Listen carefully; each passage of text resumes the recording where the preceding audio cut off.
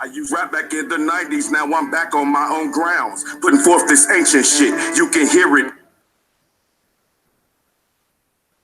I used rap back in the 90s, now I'm back on my own grounds, putting forth this ancient shit, you can hear it in the sound, my voice, giving you scholarship and there's no choice, I'm called Maine, so my main objective is go as I came, like Cain, we kill up our brothers because of the Bible way, somebody that took the recessive brain, put it in the black man's head, my folks, they should all roll out with me just like these books I read, I'll bring your ass from amongst the dead, like I said, I'm bred, tell motherfuckers what the ancestors said. I'm bred to kill white supremacy as dead. I'm bred to tell you all I know about the melanin molecule. I wake sleep minds up out of they slumber, still in the school, the solar am rules over a holographic attitude. That means that my demeanor is set to tell your ass the truth. That means that my position is here to give your ass the scoop. Don't need a Benz when I ride. I'm a guide, a new bamboo. I do this. Self-initiation to send one through this. Study MOTEP, come up with the conclusion. Medical association is ruthless. My conclusions is to take these words, these adjectives, nouns, and verbs, providing a spark for your spine, so when I speak them, they'll be heard. From the heart to the pineal, spirituality will show you what's really real. To God and man form, and the solution ain't the deal. To worship something outside yourself is to worship something inferior to yourself. You can send it to us sin, so the only one who can save your ass is self. Sight me on sight, like lion, or I come with my eye attached to my sword. Heart precede my walk, actions precede my thoughts. So I'm off to take a walk, is how I be dealing with my thoughts. I be staring at my people, y'all wanna be gods or not. I'm an alchemical nutcase, my pathwork got me moving at my own pace. I'm called Maine, so my main objective is to bring the pain I can't get fucked with. Literally, I'm in the coast. I brought my fire from the heavens, I'm Prometheus. I shine my light in the darkness that makes me Lucifer. Hit it? Psychologically, I'm inclined to do this shit till you can't fuck with it. Crushing every rapper, they don't have the mental capacity. Ain't talking about shit on their music, you motherfuckers is sloppy. So I'm back from the grave, knowledge I crave. Then I get assassin pussy, I'm Dionysus with my thesis. Raising my kundalini, I'm out the bottle, I'm the genie. People judge me how they want, but they really can't beat me. People push me to the point, but they really can't see me. With a camera lens and a bunch of friends in this 3D they living in. Yeah. Let me hear that all.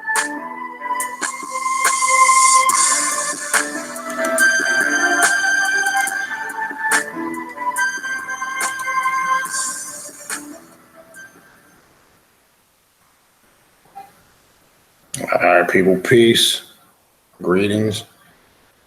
I want to welcome all the true gods and goddesses on the path doing the work. We're going to get started shortly. I'm just trying to link Brother Rodney in with the link. Bear with me one sec. All right. Making sure I got everything up and running. All right, so I'm just... One sec. Okay, here we go.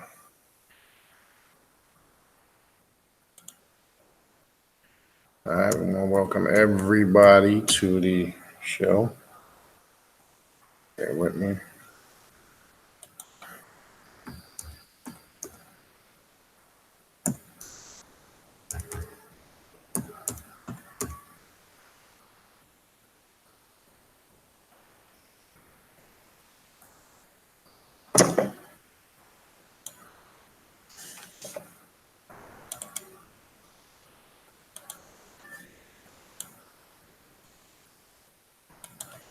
All right.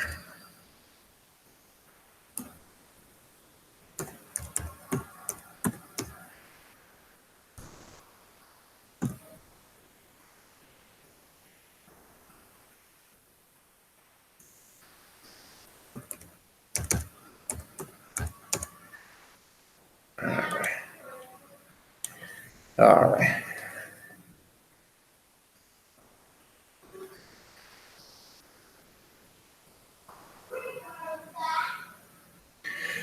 All right, so I want to welcome everybody to the show. Brother Bokor, Rodney, Coleman should be here in a minute.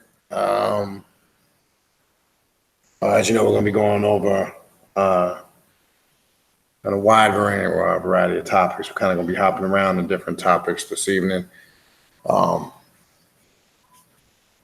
So I would, when we're going through these, when we get to the question portion, I would make sure you got some questions for Brother Rodney. If you work Voudon, work with the Loa, the Gede, or work any of these systems that are connected to it, this would be a good opportunity, to get some clarity and some questions answered. Just quick reminder, I'm going to go through some really fast announcements while we're waiting for Bokor to come in. Again, we got the ritual at the end of the month. All right, that's going to be on May 31st, Friday, 8 p.m. Eastern Standard Time. You have until the 29th to request an invite. The event for the 27th to the 29th of October. If you need more info on that, you could email me. Also, as you've seen, I put up the information for the summer online classes that will begin and run from July 20th to August 30th.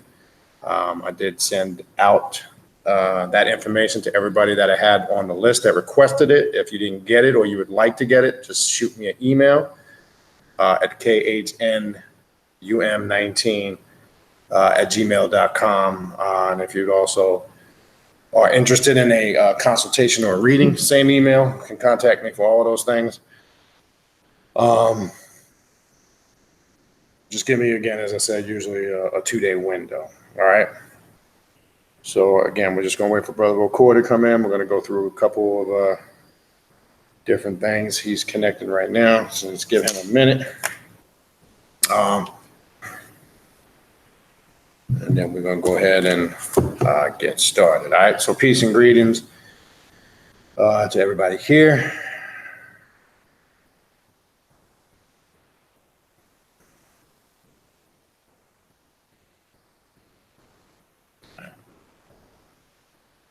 Can everybody hear me? I'll make sure the volume is good.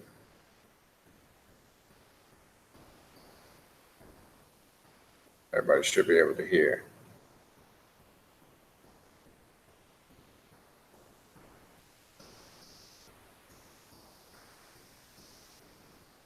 All right. All right, cool. All right, again, just give it a minute. Brother Rodney's trying to connect. All right, there we go. Greetings, Brother Rodney. How you doing? I'm doing fine. How y'all doing tonight? We are doing good. Can hear you crystal clear, brother. This time, let's run it like this. All right, cool. Brother Rodney, if you could, again, for those, I know many people are familiar with you, especially my listeners. You've been on here a few times. But just for maybe newer listeners or people tuning in for the first time, if you could, introduce yourself, give a little background, what it is you do. My name is Rodney Coleman from New Orleans, Louisiana. I've been practicing voodoo since I was 14 years old with my family, passed down from my great-grandparents that came from Haiti as slaves. And it was passed down to my relatives, from my grandparents, my mother, and my aunts, and then to me. Okay. I guess almost 40 years, if you went back and checked. Long time. Okay. Brother Rodney's been doing this for quite a long time. So I know we're kind of just going to float it and jump around to a couple of different areas. But first, if you could explain to people the difference again between the different aspects, let's say, of as we know with voodoo or Voudon. If you could, just for people that may not be familiar, and I know you come from that line and practitioners of the voodoo system, which has its origin in New Orleans, Louisiana. But if you can explain maybe just some of the differences between that and what some people might know as maybe mainstream traditional Haitian voodoo, if you can kind of just elaborate. I know there's a lot of similarities, but if you can more so maybe just explain what are some of the variances or the differences with it. The differences that I understand and I know of is Haitian voodoo stays in the line of the Haitian Pantheon and their works. New Orleans voodoo, of course, my great-grandparents came from Haiti. The same thing was practiced then. But once they entered Louisiana to New Orleans and onto the cane farms as slaves, they had to intermix what was already here And back in those days, I really don't think it was called voodoo. I think everything was called hoodoo practitioners back then. Right.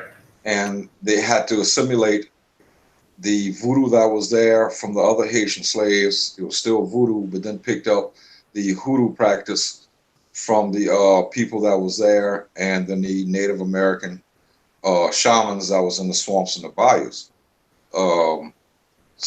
It was always told to me they threw it in a big pot and came out with a gumbo. So that's the difference. It's the same pantheon of laws and spirits that we use. The names are the same. The practice are the same. It just took on a little bit more color and flair. I'm not sure. I think when it began to grow its own legs, it was called Louisiana Voodoo. And then after that, New Orleans Voodoo. Right. And a lot of people are under the misconception that New Orleans Voodoo is watered down and this, that, and the other thing, forgetting that it started with the Haitian slaves that came before the 1804 revolution.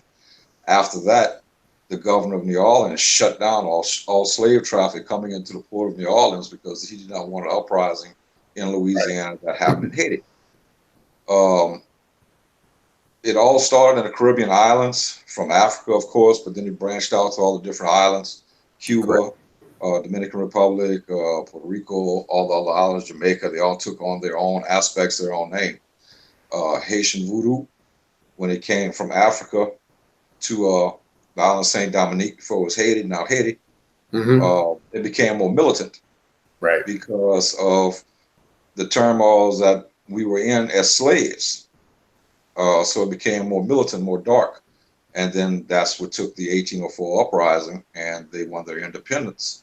Right. Still to this day, the only country or nation, however you want to put it, that won their independence through battle against a very large oppressor, being the French. The culture is still the same. It's Creole in Haiti. It's a different Creole here in New Orleans.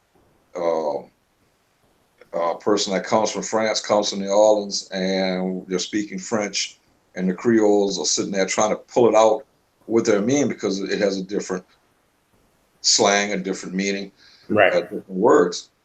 But that's about the only difference. The bloodline of the Haitians today in Haiti, and they come to America. I have family in Haiti. I have family members in Miami on my mother's side. My father was Afro-Cuban. I have family members in Miami and in Cuba on his side. Right. So I guess you can say it's salt and pepper. For me, right. I bounce between a whole lot of things. Right. So that's about the only difference I know of. Right. Okay. And I'm glad you said, and that's, like you used the term, you bounce, between a whole bunch of different things. I've found that to be, quite unique. And I think that's what different. But something you said I want to back up to real quick. And I know we've talked a little bit about this on previous shows. I know, like you say, some people get the assumption, and I think mostly it's maybe lack of knowledge, or maybe not doing the research, or maybe not having having a one-sided or wrong understanding, this concept of it being watered down. I find that coming from a lot of traditionalists, and I'm saying that coming from back then when I was involved came up in a very strict traditional Ifa house.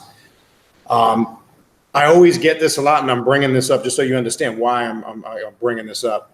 I will always get a lot of people, and I know we talked a little bit about this in the past, that get enamored with this whole initiation concept, where a lot of traditionalists will come with that viewpoint that because New Orleans voodoo is so fluid, in my opinion, which that's one thing that attracts me to it, and I think it's the beauty of it. It gives you a lot more liberty and freedom to practice or work with a lot of different things. But in that traditional circle, I find that that's where, the criticism comes from. But I've seen, and I know from your work, others, and doing my own research and work, at the end of the day, it's about results. And I don't think that's focused enough on. I'm asking that question because not obviously in your circles you run in that do like and similar, Do you find any opposition from the traditionalists? I mean, do you have any run-ins with them, differences of opinion? And what would you say, to that, to address that, to the traditionalists I'm talking, just so we're clear? Well, the traditionalists, when they find out you do voodoo, the first thing they're like, "Oh, he's Haitian." Haitian. Well, yeah, I have Haitian blood in me, but I don't practice Haitian voodoo. Right. There are Haitians here in the States that practice. They're very good. They know what they're doing. And a lot of traditionalists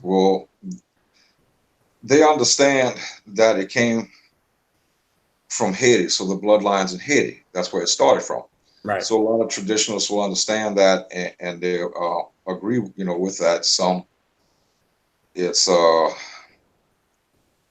took a turn as it came into the States, as does everything. Right. A pure Haitian voodooism here in the States can't perform the things that he or she can do in Haiti. I mean, let's face it, if you live in a large city, somebody's gonna call somebody if you bring a goat into your room. Okay, and that gives us the freedom a little bit in New Orleans because of the bodies in the swamps.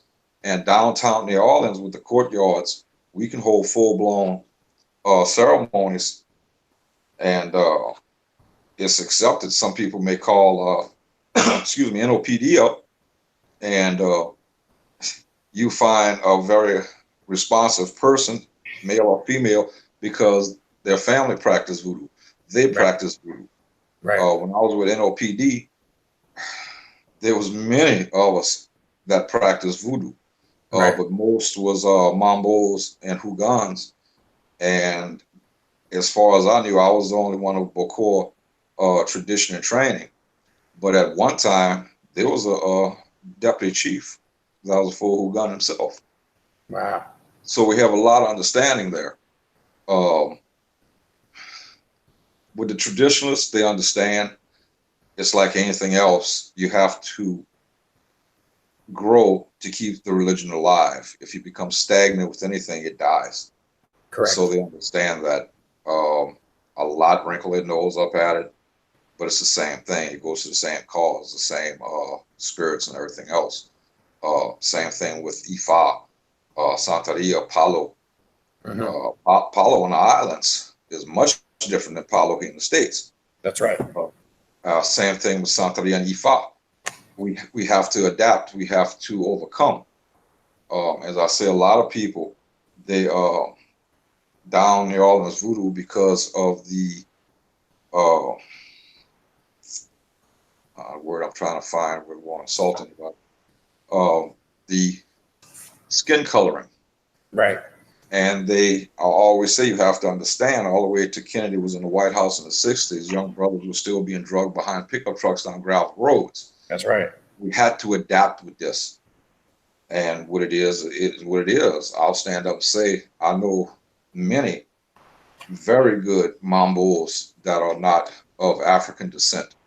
That's right. That are good. So we had to adapt, we had to overcome, we had to survive. But I think most traditionalists understand in any religion, maybe in some of the Latino religions, the Santeria, Ifa, Palo, they may kind of lift a different eyebrow up, but it's the same thing.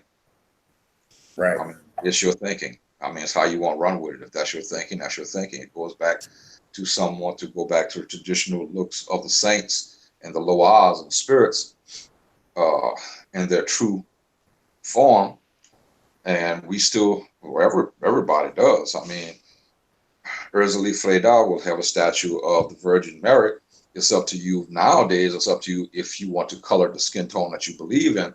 But back in the slavery days, if you did that, the slave master walked into your cabin, or the overseer walked into your cabin, they would bolt the doors, throw kerosene on, and burn everybody inside of it, just because of simple skin color. Right. Right. We talked about this before. It worked this long. If that's what you want to do, that's fine. Correct. If not, the spirits accepted it. They will be the first ones to tell us, no, I want this changed. But to get back to your original before I get long-winded, I think most traditionalists understand. It's like anything else. Some will wrinkle their nose up and lift an eyebrow. Most understand because you have to adapt to overcome to survive. Right. And that's a good point. And, I know we, like you said, the thing you just mentioned a minute ago, we have talked about that before. Obviously, the ways to connect when dealing with the imagery of this path. And I know you mentioned the saints, and we got into a little bit of that before. There's always certain sides of the argument. What place does it serve?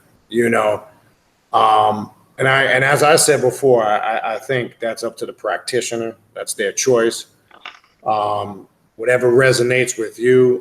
But at the end of the day, it's you that got to give it that power, that intent. It's not just about, right. The external aspect of it. But I think some people get caught up in that. Unfortunately, it exists. Exactly. So what I kind of want to do is the basic structure of the Pantheon, because obviously there's these different concepts. And again, for maybe people that may not be familiar. All right.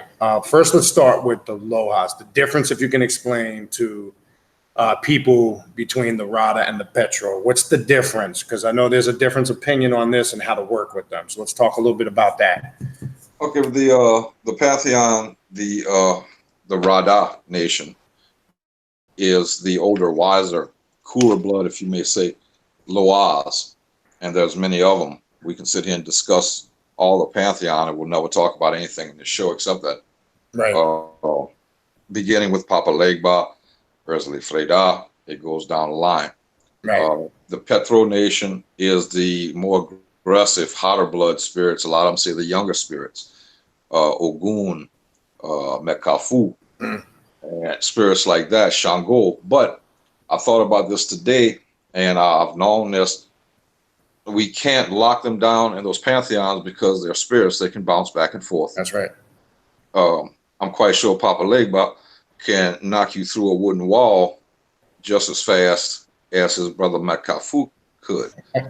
So I don't think it runs like that. Everybody wants something. Okay, they're in the nations and stuff like that, but they can transverse. They are spirits. What we hold into this physical world, we think that the spirits hold too, and they don't. They transverse this. Right. The Gede family is the family that's led by Baron Samdi, the head of the graveyard, along with the other barons, his wife, Mama Bridget. Right. You could say Rada and Petro for them. I think the Gedes are sitting on the middle of the fence and go either way they want. The way I understand it and believe, there's only a few spirits, Rada, Petro, Gede, can transverse from the spiritual world to the physical world. Mm-hmm. That takes power and energy to do. Correct. Myself, at one time, I know deep in my heart, I was on patrol one day and I glanced at a bus stop and there was an older black man with a straw hat on, a dog sitting had his cane. I felt this overwhelming urge to pull into the parking lot. I did.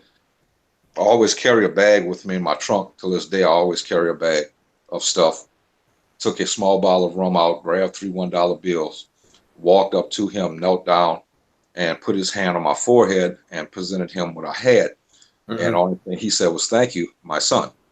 Mm-hmm. It didn't register at the time with me. Right. What it looked like for an NOPD officer to be on his knee in front of this old man. Got back in my patrol car, got back on the street, wasn't all the way through this big parking lot where the bus stop was, glanced, there was no more man, no more dog. Mm. I don't think this old man got up and spread off. No.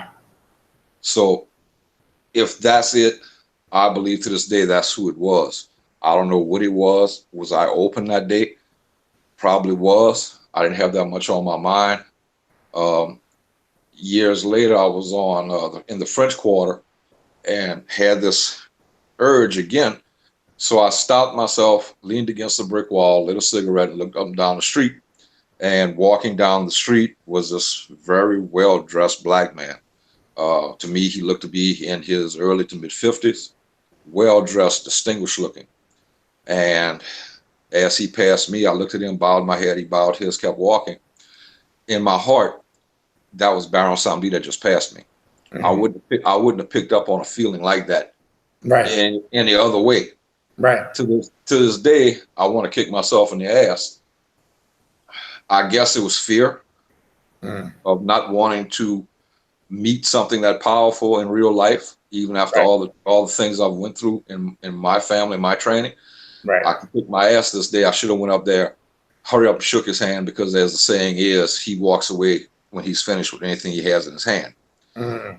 And I wish I'd have paid the respect I did to who I thought was Papa Legba. Right. So I'm waiting for another chance at that. And as I tell people, I won't let that slip by again. Mm-hmm. You know, because as it goes, you can ask any question to the Baron and he will give you the straight shoot answer of what it is. It won't be bullshit. It will be, this is what it is. Right. So Right. I don't know, I might have strayed from your question. No, that's okay. No, I know it's going to branch into other things. That's good. No, we were talking about, and you were on point with it. We were talking about, all right, you were explaining the different lohas between the Petro, and the Rada nation. I brought that up because one, some people would say, which I don't agree with, and I'm sure you don't. You shouldn't work with the Petros. It's dangerous. It's not something you should. I don't buy it. I'm saying that if somebody starts working with the Loas, right? Let's say they may not be a practitioner that has the experience. I know we talked a little bit last time, like you always said, Legba's a good place to start. But I'd say they get past that beginning stage. Say they set up the beginning, an altar for Legba or some type of shrine for Legba or something to acknowledge Legba who opens the paths. Now, obviously, we want to propagate Legba to kind of push us in the right direction. But what should the person focus on as far as guidance for what to work with or the know-how? I know Legba, obviously that's part of it. But how do they know that when I say doing the right thing, how do they know that they're working? Because we always hear these stories of people messing themselves up, tapping into shit they shouldn't be doing. Exactly. How does one in the beginning stages, I would say for maybe newer people listening that might be interested, what's the good advice for them to maybe avoid that? Because, we have heard these stories over the years. I've heard them and I've seen them. It can be ugly if you're uneducated on it. What do you tell people that, where do they, what should they work with? Where should they begin after that? That's very good. Papa Legba, of course, is the gatekeeper, and he allows anybody to come in and connect with the spirits of Loas. Initiated or not, if it's in your blood and they pick to work with you, you don't have to be. It's who they pick to work with. You don't pick Voodoo. Voodoo picks you. Right. Yes, but be very careful. Do your reading, do your study, who you're dealing with, and if they allow you to work, they will work with you. And just stay on the path of remembering who you're dealing with. Say if you want to had some urge to work with Ogun, Right. Papa Legba will open the gates for you, remembering that Ogun is a steel worker, a general, a military man. Does not take bullshit. It's like a general. You follow the orders or you'll be disciplined. Correct. You will know if you're trying to push it and tap into something that you're not allowed to or you're not ready for. They will give you subtle signs. Today is I'll block you on your cell phone. I'll block you on Facebook. They're going to give you blocking signs of little subtle things, and then they're going to haul off and bitch slap you. So you realize, I don't want to work with you. And then you fall back and stay with Papa Legba. Maybe you wasn't ready for that, but if you're picked and they allow you to work with them, I've heard people tell me, I felt that I was picked by Mekafu. Well, you better be sure. Yeah, especially Kafu, yeah. I mean, you better be sure. I never heard of that particular spirit or Loa picking somebody. Right. I'm quite sure it happens.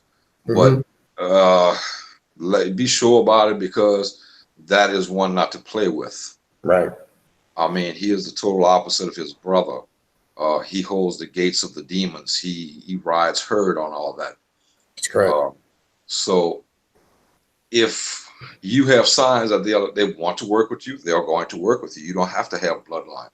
I know people that has been picked, no bloodline in the family, no nothing, no initiation.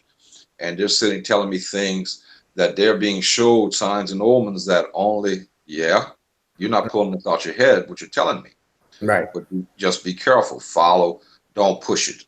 And Correct. that's the problem with today. A lot of people get into today, it's not happening fast enough. I got to push it. No, you're not going to push nothing. Right. You know? Right. And I've always said that you got to approach it with respect, and you definitely got to, you got to be knowledgeable. Now, speaking, I know you mentioned the barons. Let's shift to that real quick. We're gonna come back. Dealing with the Gede, the barons. I've also seen some people get fascinated with, doing graveyard work, spirits of the dead, and this is just my opinion. I'm speaking for myself, not you or anybody else. Sometimes I see that people can get caught up in the trend and that, and I don't really think that's some shit to play with. I really think you should be educated on that. When an individual is working with the spirits of the dead, or the barons, the Gedes, different forms of them,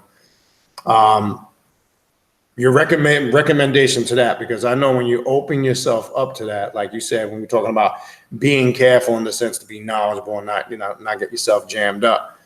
I found that, and this is just my opinion from my experience, there's really no turning back in a sense when you do that. In your work with the barons and the Gedes, just so we're clear on this, just some quick examples of the type you'll use them for what particular instances. I'm just throwing random things out there. Do you work with them, obviously, to do destructive work, personal stuff, materialistic stuff? Just some examples to educate people, because again, I've just found in my dialogue with some people, I think there's a little confusion as far as what those type of spirits should be utilized for. So, but in your work, what do you use them for? Myself, since I was 14, my grandfather that pulled me into his path of Bokor. I've been working with the Gede, Baron Samdi. The barons are very powerful. I invoke the baron for many things. The barons, Mama Bridget. What I try not to invoke them with, or never did, is any kind of love work. To me, this is my thinking. Yes, they can do it. The barons are players. They can get anybody they want, but at the same time, I'm dealing with a spirit of the dead. I've made mention before, I seen a so-called Bokor in New Orleans do a love ritual on a young lady in the graveyard. Had this young girl toward the end stripped down to her bikini drawers, topless, pouring a mixture of patchouli oils, water and stuff over her. And I understand what they was trying to say. They invoke the spirit of the dead for love, but you're in the graveyard. You got to remember there's people in that graveyard that never knew love. And why would you think they would just spark up to want to help her? There's some things the graveyard not meant for. I myself, money. The Baron's very good with that. Very good. Of course, destructive work. You go to the Barons. As my grandfather said, dismantling work. All said and done, at the end of the day, they are all assassins. They pick if you die or not by choosing to dig your grave. So simply enough, you could be working with them, piss them off, and they decide, I'm going to dig your grave. I've said this many times. People come to New Orleans and get hooked into the city. The Baron is the Loire of New Orleans. Right. And I've seen tourists come in and they get evacuated by him. They go back home. They build altars to him and everything. As I said before, his pictures is a cool guy. He's got a cigar. He's got his glass of rum. He's got his top hat on. He's dressed. He's a player. Never forgetting, that's a called Cobra. If you don't play that flute right, he's going to strike. That's right. And that's just Baron Samedi. We have Baron Lacroix, Baron of the Cross, and then it gets a little bit darker with the other Baron. Criminel is a pure blood assassin.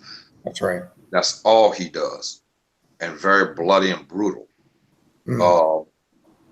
Same thing with Mama Bridget.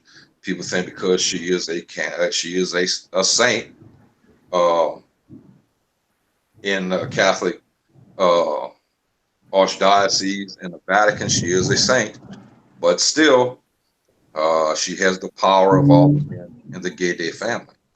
So I only use the Baron myself for dismantling work, destructive work, black arts, money. For some reason, they're very good with money. I mean, they'll bring you money. So will Shango. So, and graveyard work, that is their home. That is where they reside. That's where they like their work to be done. I've had somebody text me out of the blue, and I don't know why people do this. They'll text me and ask me these technical questions, and I'm not answering this. Okay. I was advised to put the Baron's offerings at the railroad track. All right, you got half of it, but that's Ogun. The Baron doesn't reside there. And I said many a times, that you're going to do it anyway, even if I say it or anybody else says it, don't do graveyard work, because that will blow up like a nuclear device in your face. People are going to do it anyway. Do your homework. If you're going to work with the Barons, find the unconsecrated soil of that cemetery. If you don't know what that is and you don't know how to do that, go to the cemetery. I'm told that all cemeteries don't have this, not the bigger ones in the bigger cities and stuff. Find the biggest cross in the middle of that cemetery, the ones you got to walk up to and look up at. That's, by legend, is the first man that was buried in that cemetery. That is the residence of the Barons. You can leave your work there and it'll be accepted. Okay. And that's about the only information I'll give to go into the graveyard, because, like I said, hell, you're going to do it if I say do it or not. That's right. But it's better to do that than a lot of people. One young man I had, I'm not going to go through the whole story, did it, got scared, dug it in front, threw it in front, put it in front of a man's grave that was a hero all his life. And that spirit, you know, took revenge on first his fiance and then him. Finally, when I got called, I had to dig all this up, make apologies to the spirit, provide offerings, and everything went back to normal. You just can't go throw some nasty ass dark work in front of Miss Polly. That's right. It's not going to work. As they always say, I don't know if it's like this here in the South and New Orleans and the southern states with Voodoo. The living can't hurt the dead, but the dead can hurt the living. So that's the things I work with the Barons for. Money's very good. Black magic, of course, and revenge work. Like I said, I rarely ever, well, I can't say I'll be lying, I never used them for any kind of love work. A lot of practitioners do because they're one-sided. Baron this, Baron that, Baron this, Baron that. Love job, cemetery. Money job, cemetery. Right. My thinking was passed down to me. If I bury something in the cemetery, I plan on that shit staying planted. I don't want to pop up like Johnson grass. Right. So why would you go plant some love work in a nasty ass pig's heart in a cemetery? That's right. And I'm surprised the people that call me, it didn't work. I paid so many X thousands of dollars. What they did? Oh, they put our stuff in a pig's heart and then went buried it. Listen to two things you're telling me.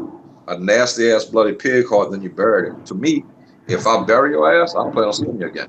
That's right. That's just me though. That's right. You know. In the New Orleans Voodoo tradition, or yourself, do you do any work with like Papa Loco, Papa Doc? Do you do any type of stuff with?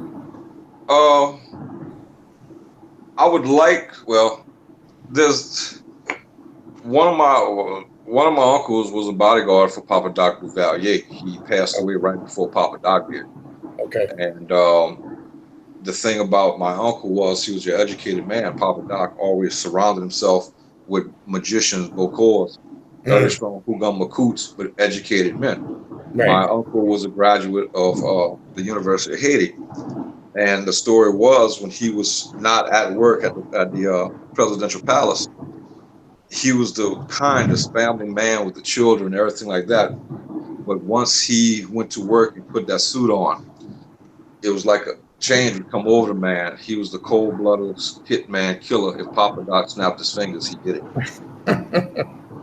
Wow. I'm not sure Papa Doc. There's a lot of debate on Papa Doc Duvalier. Right. He did voodoo Yes, he was a Houdon. I don't know if he was a Bokor, but I'm curious to see what happened if somebody could bring him up out of the waters. Okay. What we would Okay. have. Right. He was an educated man. He was a doctor. He got the name Papa Doc by going through all the villages, curing them of the yaws disease. Right. And that's how he got the name.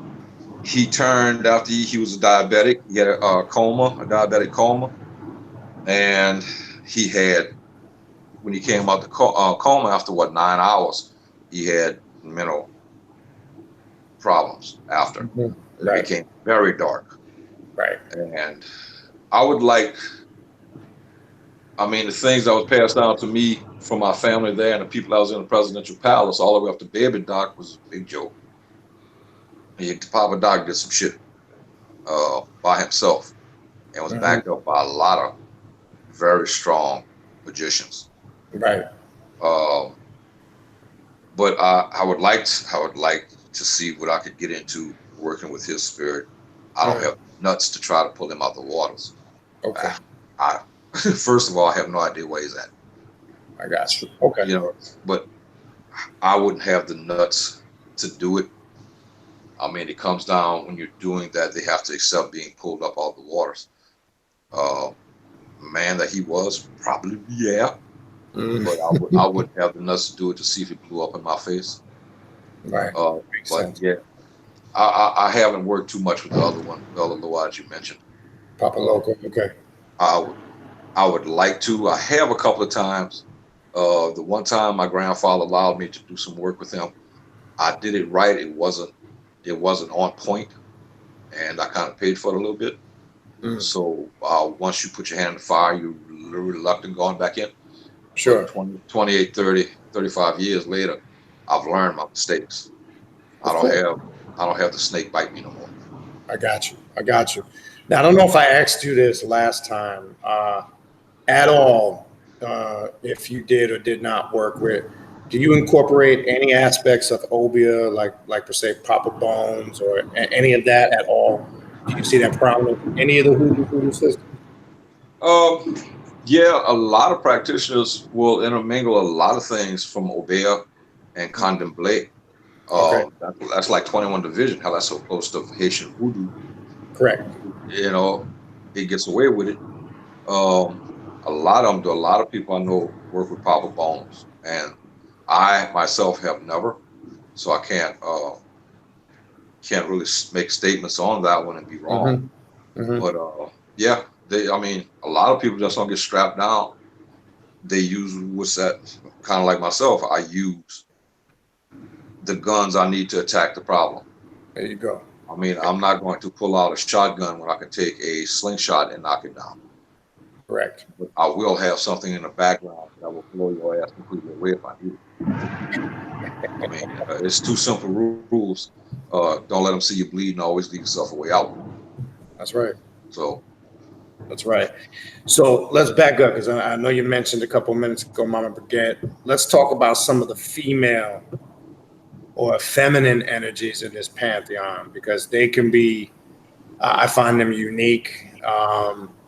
I find some of them, in my opinion, very more aggressive and raw than some of the male Lohas, Gede, spirits, etc. Who are the more volatile ones that you might work with or give some guidance to people?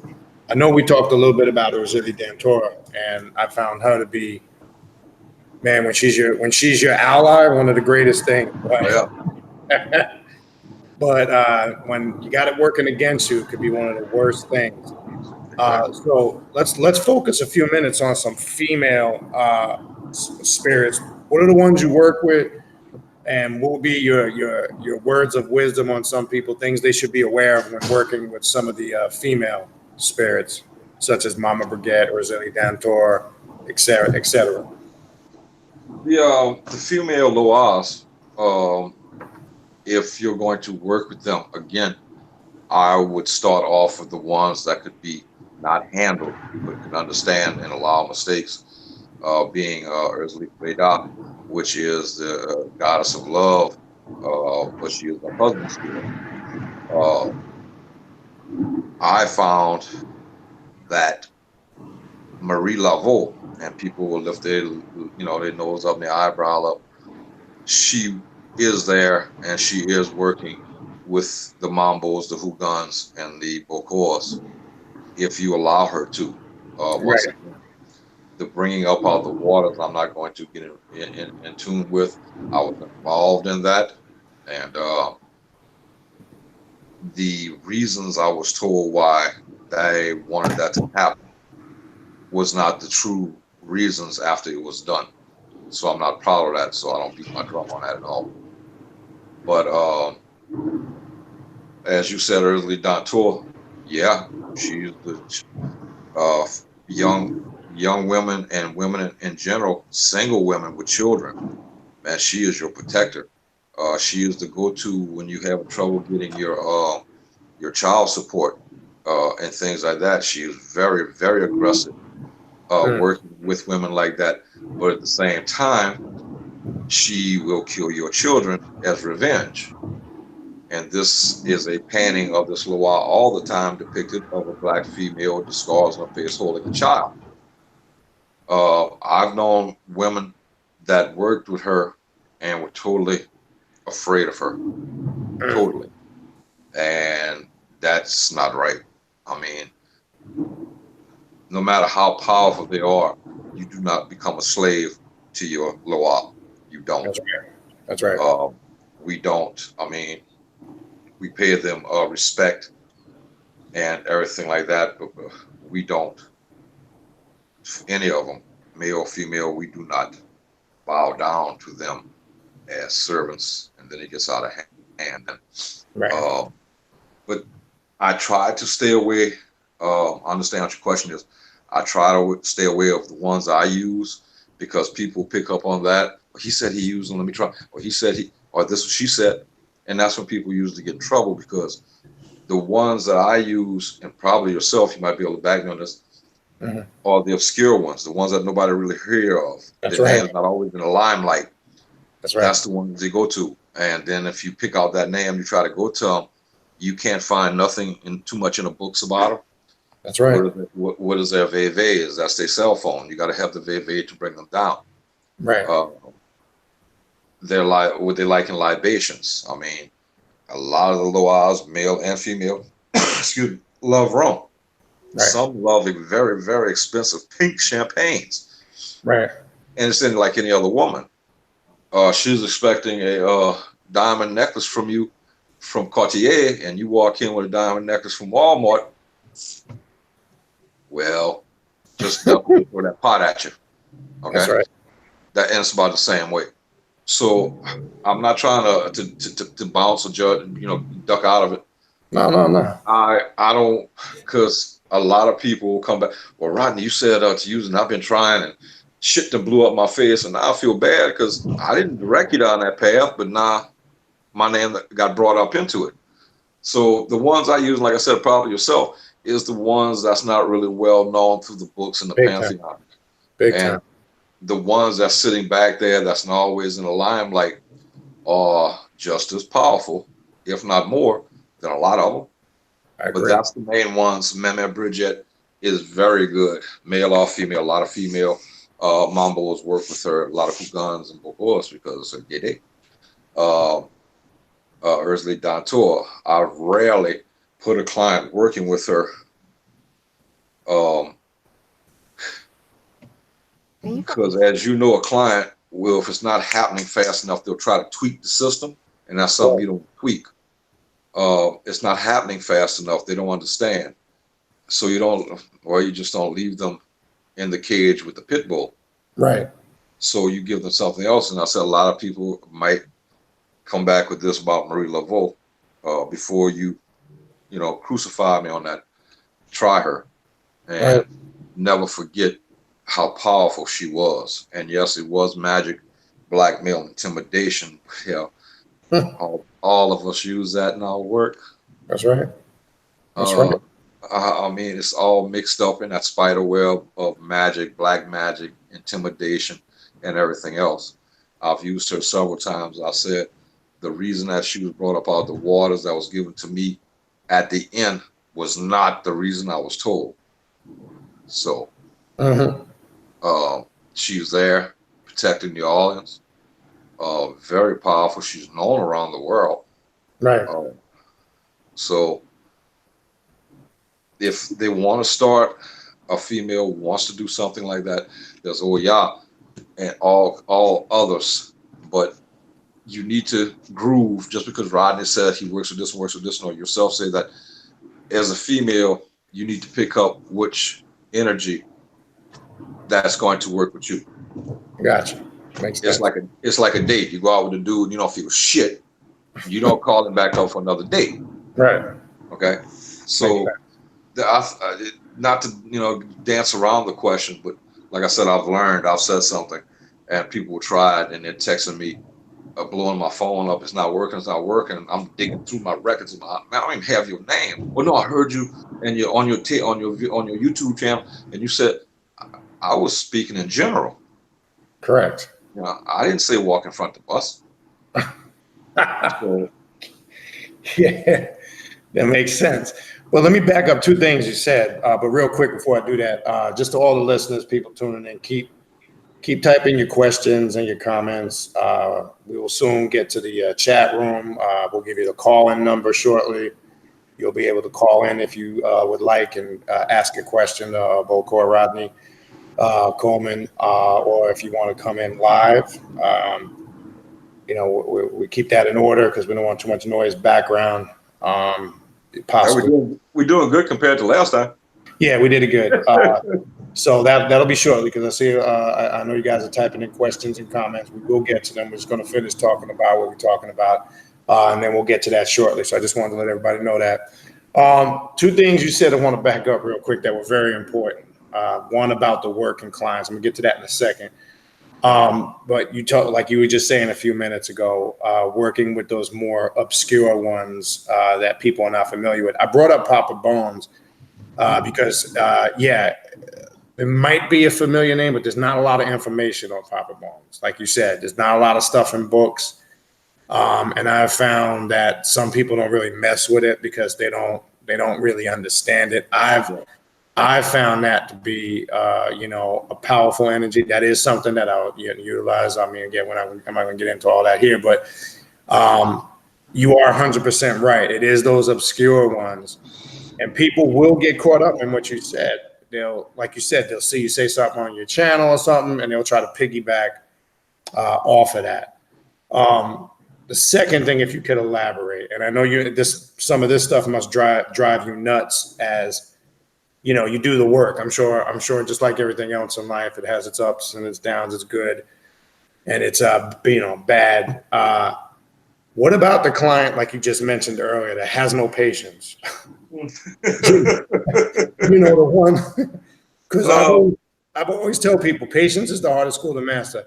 How do you deal with the one, like you said, that wants it right now? They think like, oh, you just did the work and like 5 hours later, something's supposed to happen. What's your thoughts on that?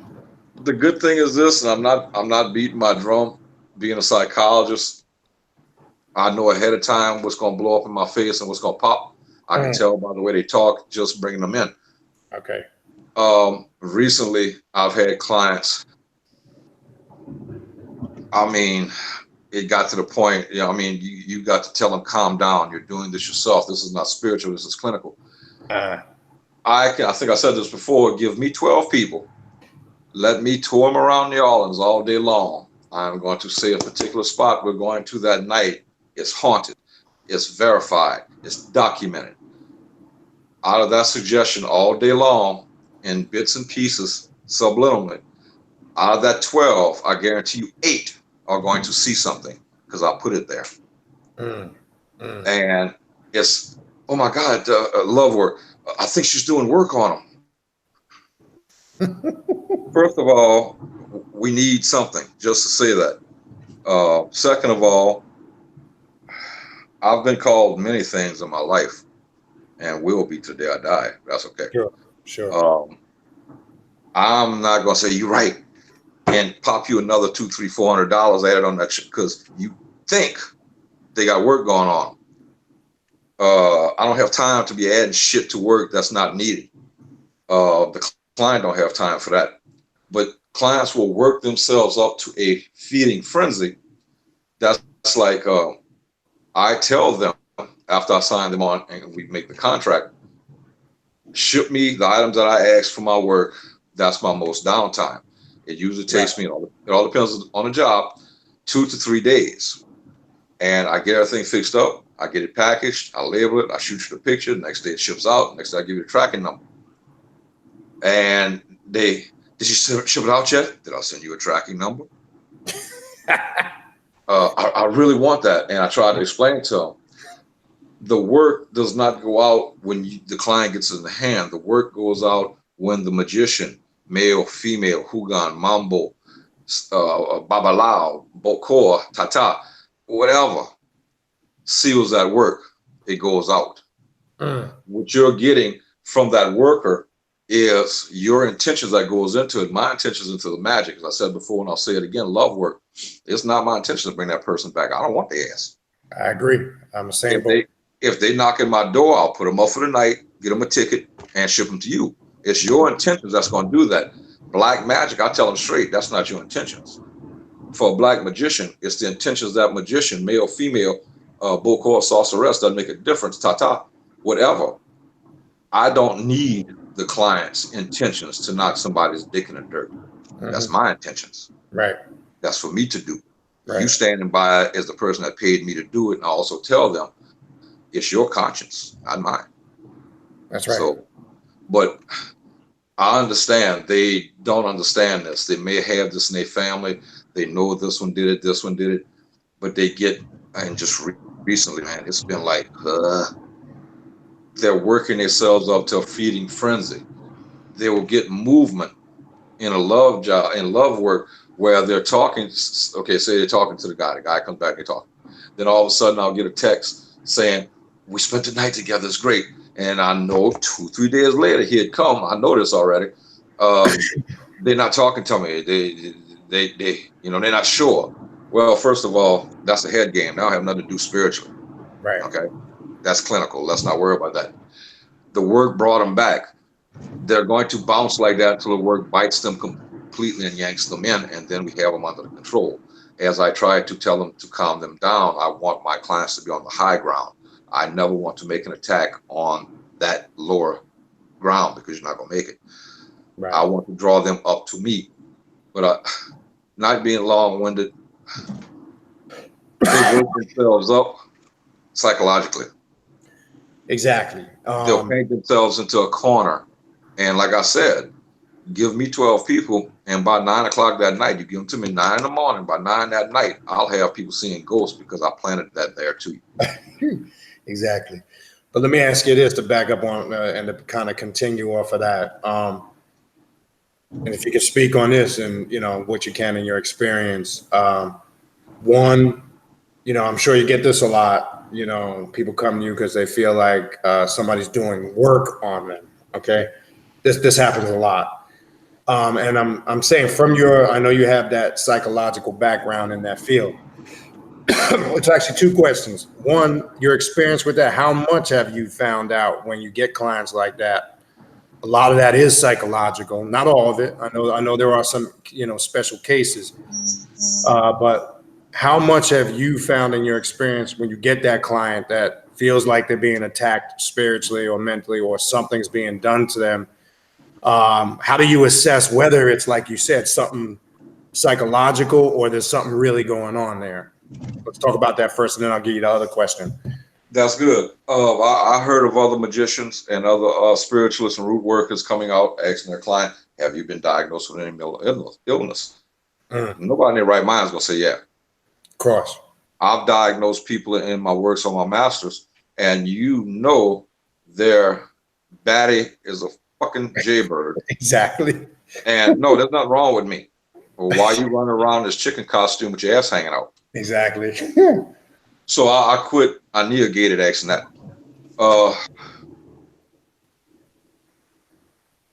When a client comes to me and I love this and I got to work through this, I went to this reader and they said they had this dark cloud around me. Well, First of all, most readers will say that and I only use 2 readers. And if they come back and tell me they got a dark cloud around you, there's a dark cloud around you. Right. Everybody else, and then the hook gets set in. I can do this for you. Well, hell, I have a dark cloud around me. All the nasty shit I've done in my life. Yeah, I bet you I do have a dark cloud around me. Whatever.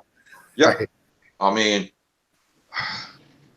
when you start talking to people and it's, I think somebody put work on me, and I said, okay, tell me what's going on, tell me your experience, tell me what's happening. And as anything else, I guess you have to look at it scientifically, even spiritually. It's protocol. Certain things they're going to say that's going to match previous cases. Sure. That's not coincidence. Right.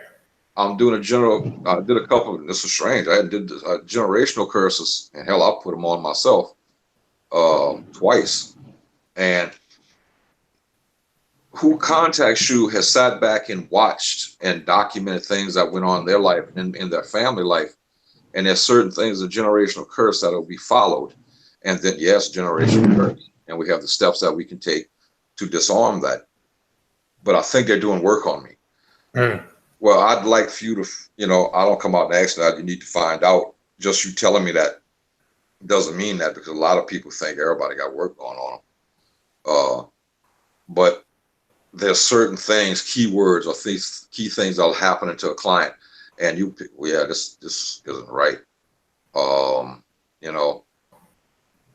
they just, I think she's doing work on me. I took the man, and well, what's going on? And there's nothing spiritual that's going on. If somebody's doing work and good work, you went to a good person, you are going to see and feel things. Your life is going to come not to a screeching halt, but it's going to hurt for a little while. But you're not getting that. I'm not getting that from that client. I've rarely had, only on a few occasions, has clients caught somebody dead bang finding shit, and then you gear up, and now you got something to work with. As one of my readers tell me, when she comes to me and she's certain somebody's working against them, she'll tell me, you need to dig way down deep in your dark magic bag and come out. That's what I do. When I have them going through their residence and they calling me back, man, under my bed I found, oh, you didn't put it there. And you can tell in their voice. Well, now you gear up for that, and you defend it that way, because now you got the real deal on your hands. I like that. That puts me against another magician. And a bad thing about magicians, spiritualists, root workers, doesn't make a difference. If you're good, you think you can't be defeated, and that's where I got you at. That's right. It's like running the ball down the football field, man. You make it. I got it. You can see something out your blind side. And I like that. Very good magicians will put fail safes in their work, where if it's tampered with, it blows back up into somebody else. I'm under the impression, and my beliefs is, why am I going to clean you of something, rid you of something, but then not protect you, because now you're more vulnerable. Your spirit was attacked. Now you're weak. Your spirit can be attacked again by anything. That's right. And not leave something behind. But and you know yourself, everybody got somebody working on. And if I went by that, hell, I work with regular people. They have trouble paying the prices I have. So why am I going to lay $300-400 more on you? That's bogus. That's like going to the shop, getting your car, and your mechanic tells you, I got to rebuild your motor, but actually all you have is an oil leak. Right. Why? Yeah, it helps me out, but it taps you to hell dry. That's right. That's for something that you didn't need. Yep. And then I'm going to pick a fictional person that you gave me and put magic against them and bust their ass. They had nothing to do with it. That's like if I'm working out in the gym, I don't want you just coming up, pop a cap in my ass, and I didn't do you nothing. That's right. So. Okay. Now here's one of my favorite scenarios. I want to get your thoughts on this, and I'm sure you've dealt with this times before. The person that comes to you because they want to do some type of destructive work. You go ahead, you do what you got to do, you prepare your work, you do it, you put it out there. And through the course of the work, they start to see stuff happen, and then they change their mind. I bring that up because I mean, your approach, because I know going back and changing it could be even more costly, but how or the person, when you first begin the work, because it's kind of connected, and then they kind of get cold feet or they get scared. I'm talking about immediately after you finish. Mhm. How does that, one, affect you and the work that you put out there, one, and what's the effect, the overall effect on a client? Just so I want people to understand that if they do seek out that type of work, I always say, do you understand what you're doing? Do you know what you're getting into? But speak on that, because I know this is a problem. So this is one of the worst things that we, have to It's deal with. for black magic or in tranquil work. I tell them from past experience the things that can happen. I'm also reminding them the whole time, I'm not your conscience. You contracted me to do a job. Once again, a Bokor, sorceress, black magic, anybody, assassins. You give us the right amount of money, we're going to stand on a building and we are going to pull that trigger.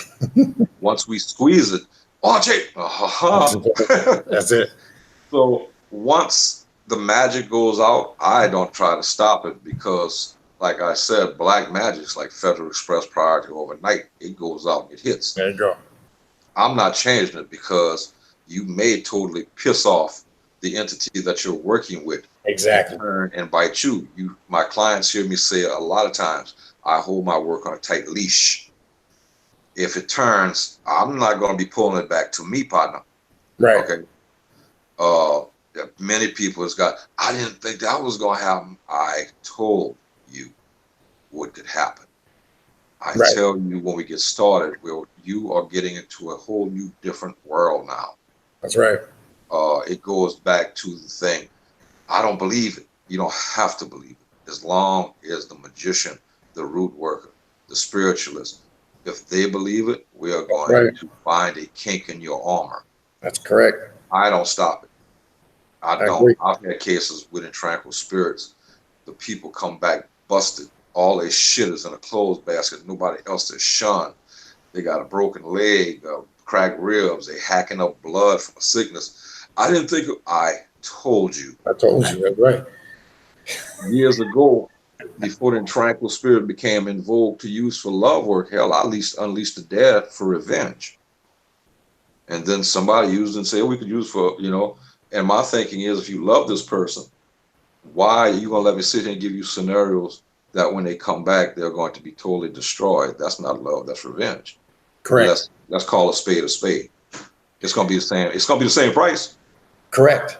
Now, before I forget, and I want you to continue on that note, I've found you'll deal with certain people where they've been done wrong, relationship-wise. They've been done wrong. They say they want revenge on the individual, but they confuse that with they really want them back, and then they start to change their mind.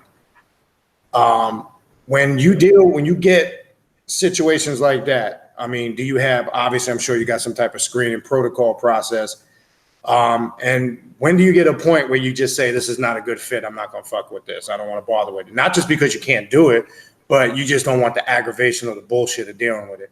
Like, what's your process when you come to that conclusion? Like, all right, I'm just not going to bother with this. This is just not a good fit. That's about, and I fall back to my grandfather and grandmother and my mother, my aunts, everybody in my family says on both sides, the crime has to fit the punishment. Okay. I'm not going to just leave the client out. Fuck it, I'll go to somebody else. Right. Hell, this is a business. But I can steer you away, and you know yourself, and this doesn't surprise any worker. You start love work, and about 2-3 weeks in, you start seeing the movements picking up and stuff. Yeah, we're working. He or she, I just want them to feel what they put me through. That's exactly what I'm talking about. That's cool. I don't say anything. My response is when they come back, and they will come back, what you do to them is not my business. That's right. If you want to make their life a living hell, that's fine. But if they break it, because we do not control the mind, only way we control the mind is in complete black magic, zombie work, or total black magic. And then basically, the people look like they're being controlled. But a lot of time, I just want them to feel what they put me through. Well, I'm so used to hearing that shit. And everybody wants revenge. But like, I don't shut the work down. On that side, I tell them, look, what you do to them when they come back, that's your business. I'm not your conscience. Contract over with. But if it's the ones that I tell them, it's love, but I want you to fuck them up. Well, is it love or what? Correct. They got people I love I can't deal with. I don't see them get hurt. I don't. That's right. That breaks the thing of the meaning of love. If I love you, I may be pissed off at you, but man, I don't want to see you destroyed. You know? So it's a lot of confusion these days, and we spoke about this before, and you know yourself, they want that quick fix. Exactly. And once that person comes back broke, mama done dropped dead of a heart attack, daddy got all of a sudden diagnosed with stage 3 cancer, and everybody, that's not coincidence, what happened to stage 1 and 2. Your friends are getting popped in the head in armed robberies in parking lots. Your condo, your house, your apartment burnt to the ground. The bank repossessed your car. You hacking up blood out your mouth and shitting blood out your ass. You at the door with your basket. Right. Now you raising a handicapped, broke, unemployed person. There you go. And that is going to put a bind if you love them or not, because no matter what, there's two things that's very strong in this world. Right. People ask me all the time, what's the most powerful thing in the world? Nuclear? No, love and revenge. Right. Love has started wars. Many people, male and female, in prison for the rest of their life because they love somebody and killed them because of love. Correct. Revenge. People will destroy themselves. What's the old Greek saying? Once you start out revenge, you first dig 2 graves. Right. You have to know how to deal with revenge. People get so tied up in it, they kill themselves. They destroy themselves at the same time with the person they want to destroy. But I tell them I'm not your conscience. Once again, you contracted me to hide in the grassy knoll. I'm gonna squeeze the trigger. You paid me. You paid me to. It's a contract. I'm going to squeeze the trigger. 20 milliseconds after I do that, you change your mind. You better have something in front of that barrel. Exactly. Yeah. You know. So everybody's wishy-washy about things. Mm-hmm. I like the clients that you start something and then they call you up and want to add more stuff. And once again, it's a business. We paid for this. You contract me for this. Don't come and think it's a catch-all. That one price is going to take you all the way through to $100,000. It doesn't work like that. I don't have the time for that. You didn't pay for that. I could walk into the Mercedes Benz dealership and want the most priciest G-Wagon sitting on the floor, but I only got enough down payment for the Toyota. Well, they go open the door and point you down the street to Toyota. That's right. Don't try to add on. It doesn't work like that. Once I become your root worker, it's not a catch-all. Right. And sometimes I'll do it because I know this situation, and it's something I probably at the beginning should have did. I seen it coming. Right. I do things in jobs where I should have caught something and didn't, and I'll send out extra work and don't charge them for it. Sure. I should have caught that. Right. But no, the question is, if you contract me for something, I'm not your conscience. That's what a Bokor, a Tata, a sorceress, a black magician, that's what we do. You contract us. We're a hit man. We're a hit woman. Right. Make sure you signed off on that contract. And once it's signed and the trigger's pulled. Now, before I seal the work up and send it out, I can shut it down and back it off. But I'm still charging you. Sure. And probably might add a couple hundred onto it because now I can get my ass kicked. That's correct. And why I gotta pay? I tell you what, I'm gonna send this to you. You break it down. There you go. You know? And you be throwing your credit cards at me. But no, exactly. I don't. Once you do it, like I said, I'm not your conscience. And what I do, I'll pay for it at the end. But we're here to provide a service. Basically, that's what people want. So, nope. Correct. I'll advise you as a spiritualist, as an ex-police officer, and as a psychologist. And if you still want to go through with it, sign at the bottom line. I'll put the bullet in the chamber. That's done. It's done. Yeah, it is. It may be cool as shit, but it's what it is. yeah. And I'm glad you explaining it like that, because it's important for people to understand the type of energy that they're working with. And that's what I'm trying to get people to see. Again, not just with this system, many different spiritual systems, people can get enamored, with, like you said, when people come to New Orleans, everybody gets so fascinated with the Baron. And I think that can be a distraction and not really understanding what the Baron is and what the Baron really represents. So that's why I'm having you explain what you're explaining. So the last thing I want to ask you, and then I'm going to see if my co-host Raven might have a few questions for you in a minute, and then we'll go to the phones and stuff in the chat room. One of your videos I just recently went through, and just so every listeners know, all you got to do, Rodney's YouTube channel, just type in his name. He's got a lot of good videos he's put up over the last. I want to break into that. My last one I made, I'm sorry about the acoustics. I didn't realize how noisy the waterfall was. Yeah, I heard that. I heard that. It was nice looking, but I'm going to redo it. I'm going to find a quieter place. But once I did it, I squeezed the trigger to send it out. And after I was watching, I went. Yeah, it happens. It happens. But just if you type in Rodney's full name, Bokor Rodney Coleman, he's got a YouTube channel. He's been putting up videos for the last several years. A lot of good. One thing that's good about Rodney's videos, they're straight to the point. There's no cutting around corners. Whatever subject matter he's talking about, he gets right to the meat of it, gets some good ideas, some good tips.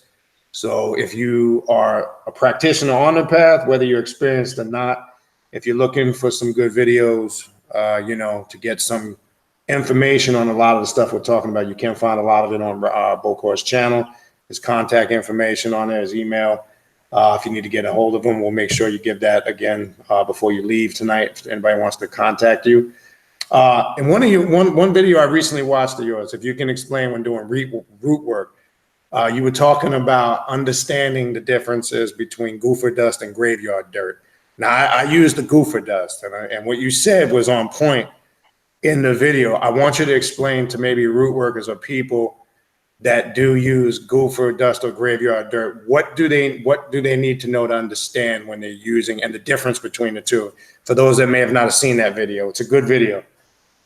Okay, let's do the graveyard dirt first. You can go into a graveyard and pull dirt, and it all depends where you pulled it at. Basically, what you have is dirt. If you stumble onto unconsecrated ground and you dug some dirt up from a person, because as we know and we said before, with your own life, your own death, you may not have to do too much to that. Correct. Because the spirit, it's there. That doesn't happen too often, so you basically just got dirt. Goofer's dust was passed down to me all the way from my great grandparents. It is many things besides its graveyard dirt from an unconsecrated grave, of course, the most nastiest grave you can find, and other nasty items in life that will kill you or make you very sick. That's mixed in there. Correct. I changed just recently from the goofer's dust to making a liquid form or oil form, because as I tell my clients, when I mix it up, it's like in a nuclear laboratory. I have gloves, masks, because it will affect me just as it has no conscience. Sure. And it doesn't have an antidote. Sure. So safety reasons is better. I thought it was better to introduce an oil to these people than a dust, because they may get all worked up and exactly. Oh, now there's two of y'all going to jail. There you go. Okay. They apply it on something, and there's the whole thing. You apply it, don't ever look back at your work, and this big gust of wind comes, and okay, now you got to go back. So an oil form I find is better, and plus it saturates the human pigment skin faster. But the difference is between one is a graveyard dirt, because people think, oh, graveyard dirt. Actually, blessed graveyard dirt can help you in love work and gambling. Okay. It has to be blessed. If not, basically, you just have those people at rest. They're not going to wake up just you took a couple of scoops of it, unless I said you stumbled into the unconsecrated part of the graveyard. and then you may have something. I know the video you're speaking of, and there's one dirt I've never used yet. I picked up at the state penitentiary in Angola from, I guess they said he was a serial killer back in 1928, and he was executed. He only killed 5 people, so I guess I was serial back then. I never used that because the dirt I use, the people take on that aspect of that person from that grave. I've used dirt from the insane asylum, which we call Fantasy Island, the Enchanted Castle, here in Louisiana, and that person took on the form of an insane person. As I said in my video, not a regular person goes into a government building and drops his pants and shit in the middle of the floor 3 times. So that's one I've got in the darkroom where some heavy stuff. But once again, if you feel the need to go get some graveyard dirt, you can go get it. Basically, what you have is graveyard dirt. You have dirt. Right. The stuff you get online is probably out their backyard. Right. You know, once again, I know practitioners, and I do not do this. I do not use anything from a child or infant. I do not. Gotcha. That hurts my heart as being a human being, as a parent, to manipulate this spirit of this child or this young person to do evil work.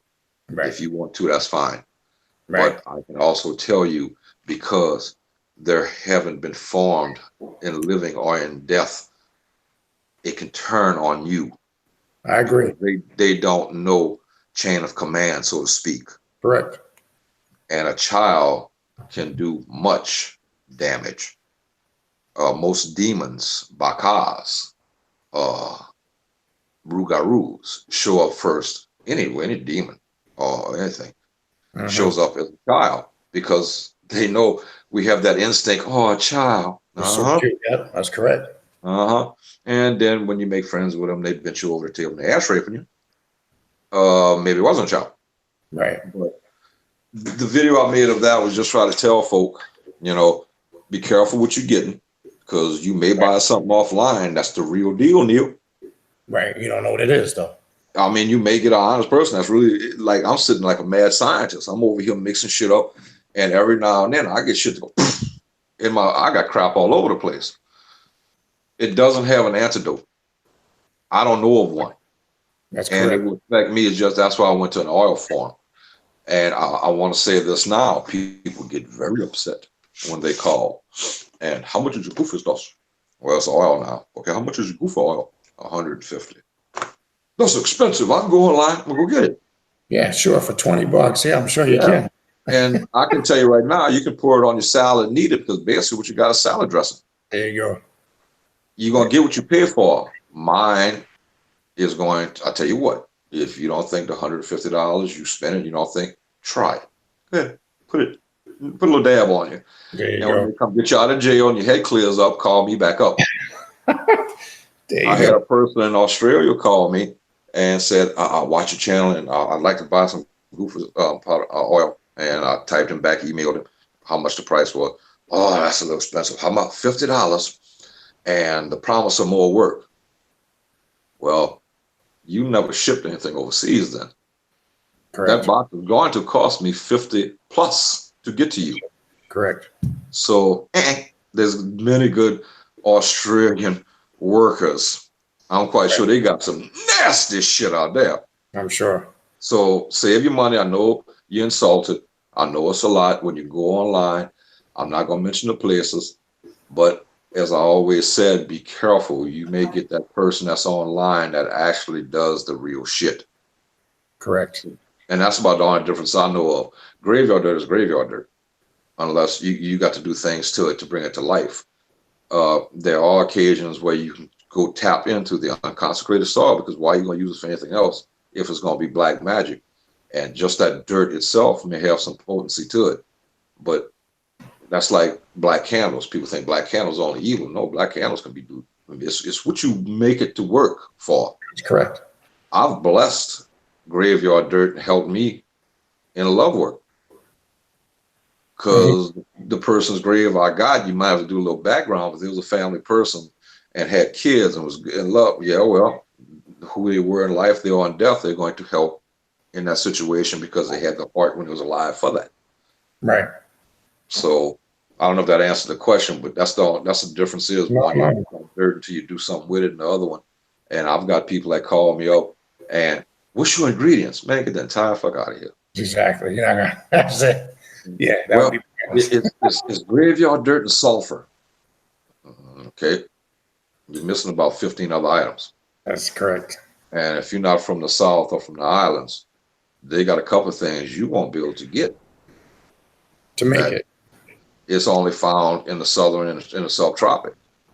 Like I said, everything I add in there is meant to, all right, one of them is the crushed fangs of either a water moccasin or rattlesnake. It may not kill you, but I guarantee it's going to set you off track for a couple of weeks. Everything is nasty in there. Sure. Everything. So if you just mix up some graveyard dirt that you bought online and some sulfur from Home Depot and you try to use it, the only thing you're going to have is a stinky hand from the sulfur. Exactly. So, once again, you can have the money to go to Mercedes-Benz and buy the car or carry your ass down the street to Toyota, basically. Good point.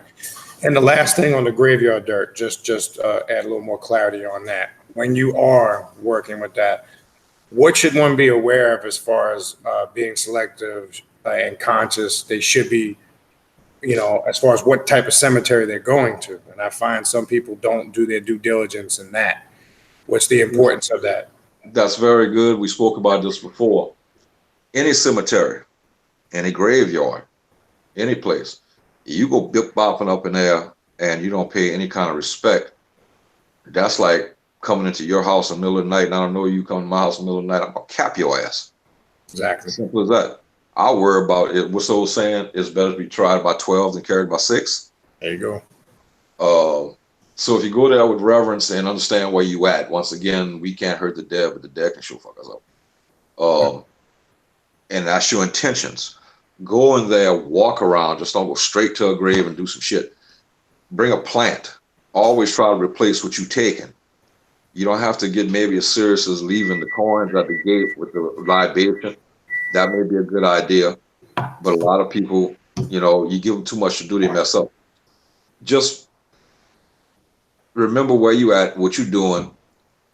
If the spirit is out there or something and they understand, because they're picking you up, they understand what what you want, what you're doing.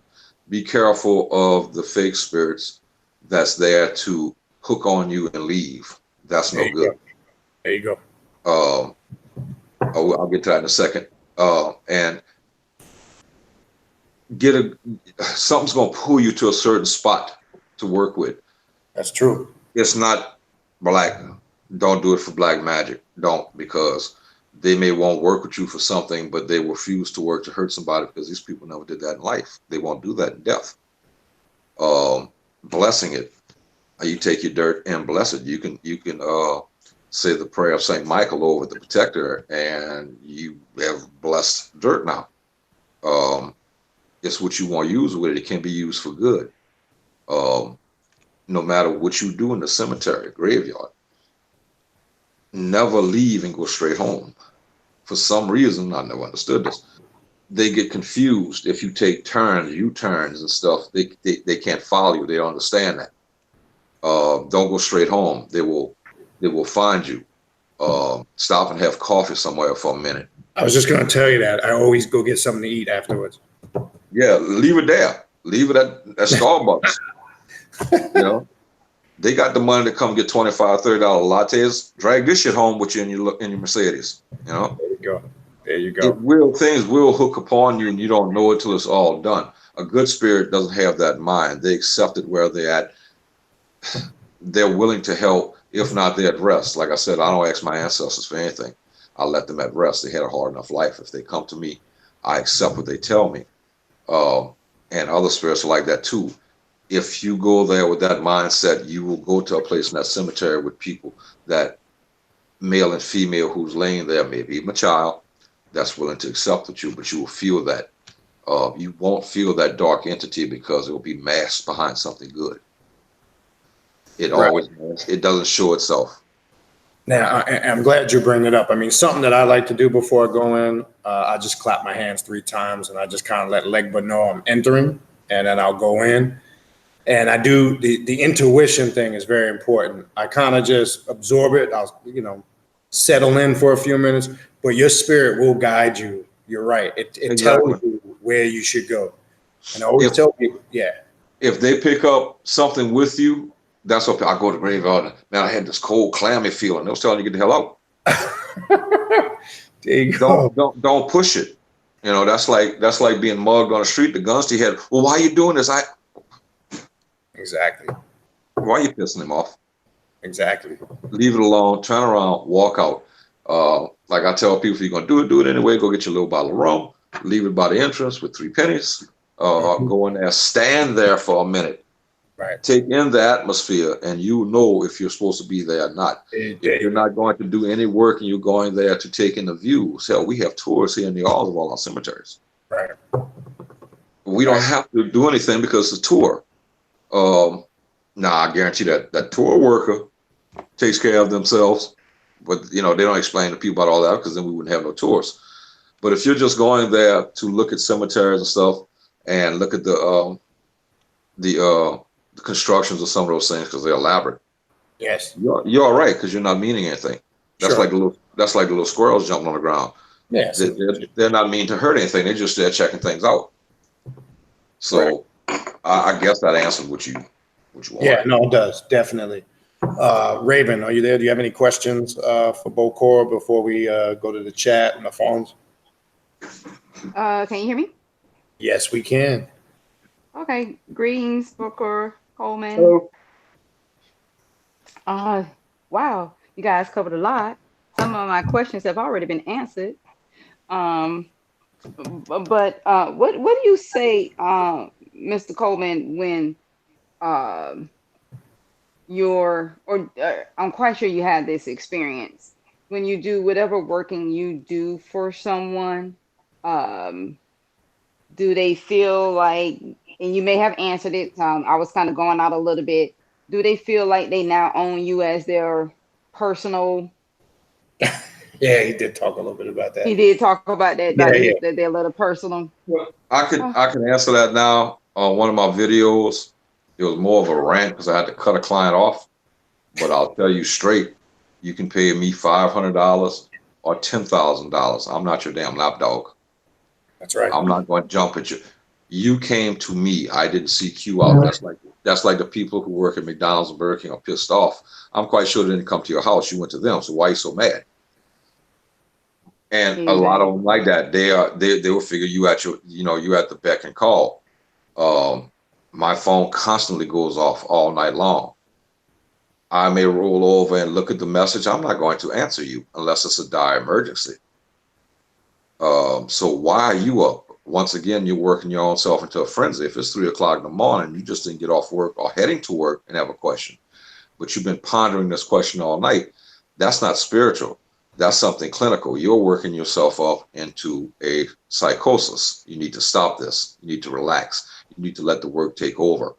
Simply put, that energy that you're putting out, negativity, always asking the questions that's been answered 4 or 5 times before.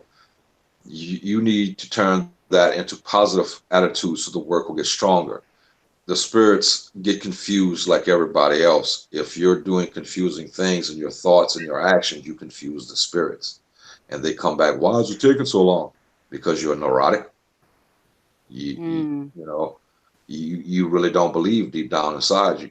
Well, I don't think it's well, I don't, and I try not to be a smart ass, and I know it's very sarcastic and facetious when I do this.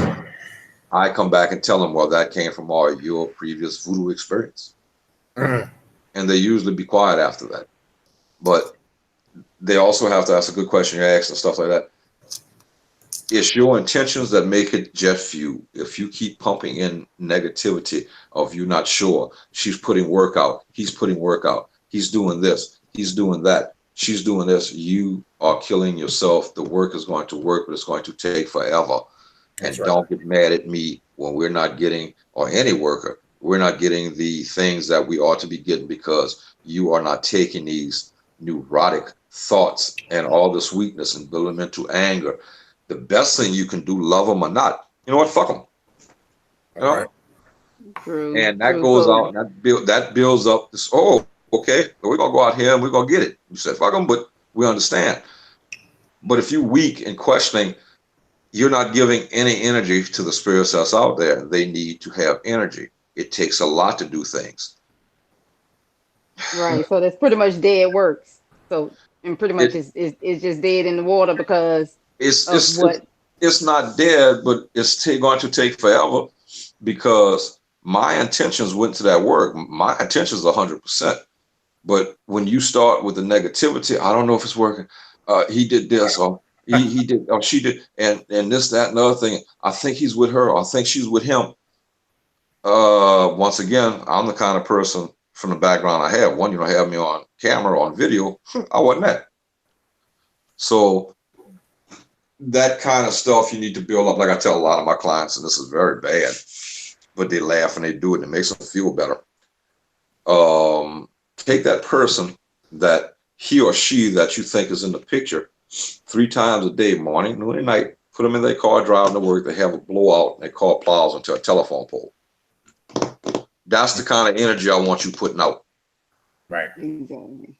Because if they are putting work out and we don't know it, we have the not the evidence, but just the innuendo and hearsay, you're actually feeding their work. They're working on you also, so your negativity and weakness, they're feeding on that and their work's getting stronger. So, yeah, okay. Well, and you're in New Orleans, so and you guys were speaking of destructive magic. So in New Orleans, other than the graveyard, where else would you go in New Orleans to do that type of work or to fuel that type of work? Okay. Just to iterate on something that you begin with, knock off the Mr. Coleman shit. I hate that.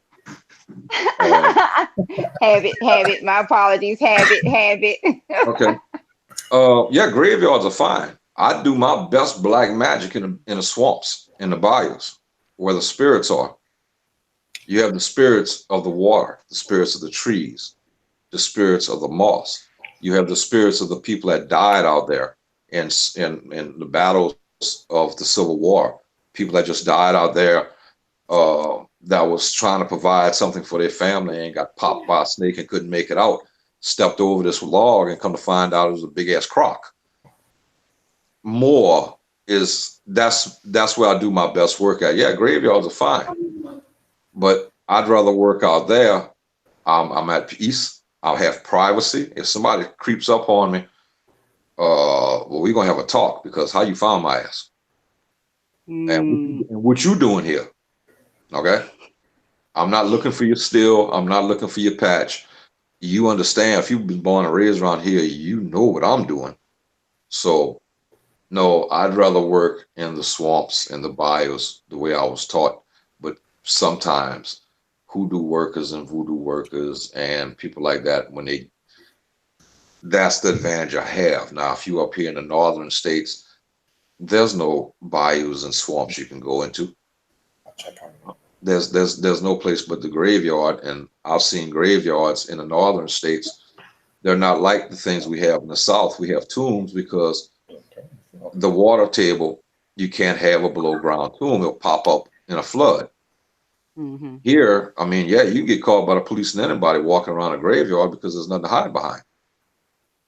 But my most work when I'm looking to put somebody down is in the bayous and the swamps where I'm alone. And there's much power in the swamps and the bayous. Hell, the mud itself. People think this is strange. I've been cut going out through there through certain plants and tripping over shit. And I would just take a handful of mud and put it on the cut. It'll stop bleeding. And people, that's toxic stuff. Well, I guarantee you the next day that scratch, that's marks. It's not even there. So you have to be born in the South to understand that. But my major work, I'm at peace with. And if I wander out in the bayous in the swamp, somebody's going down. I'm not going out there for love work. I mean, somebody's gonna bite the dirt, and it ain't gonna be me. So Okay. Understood. Understood.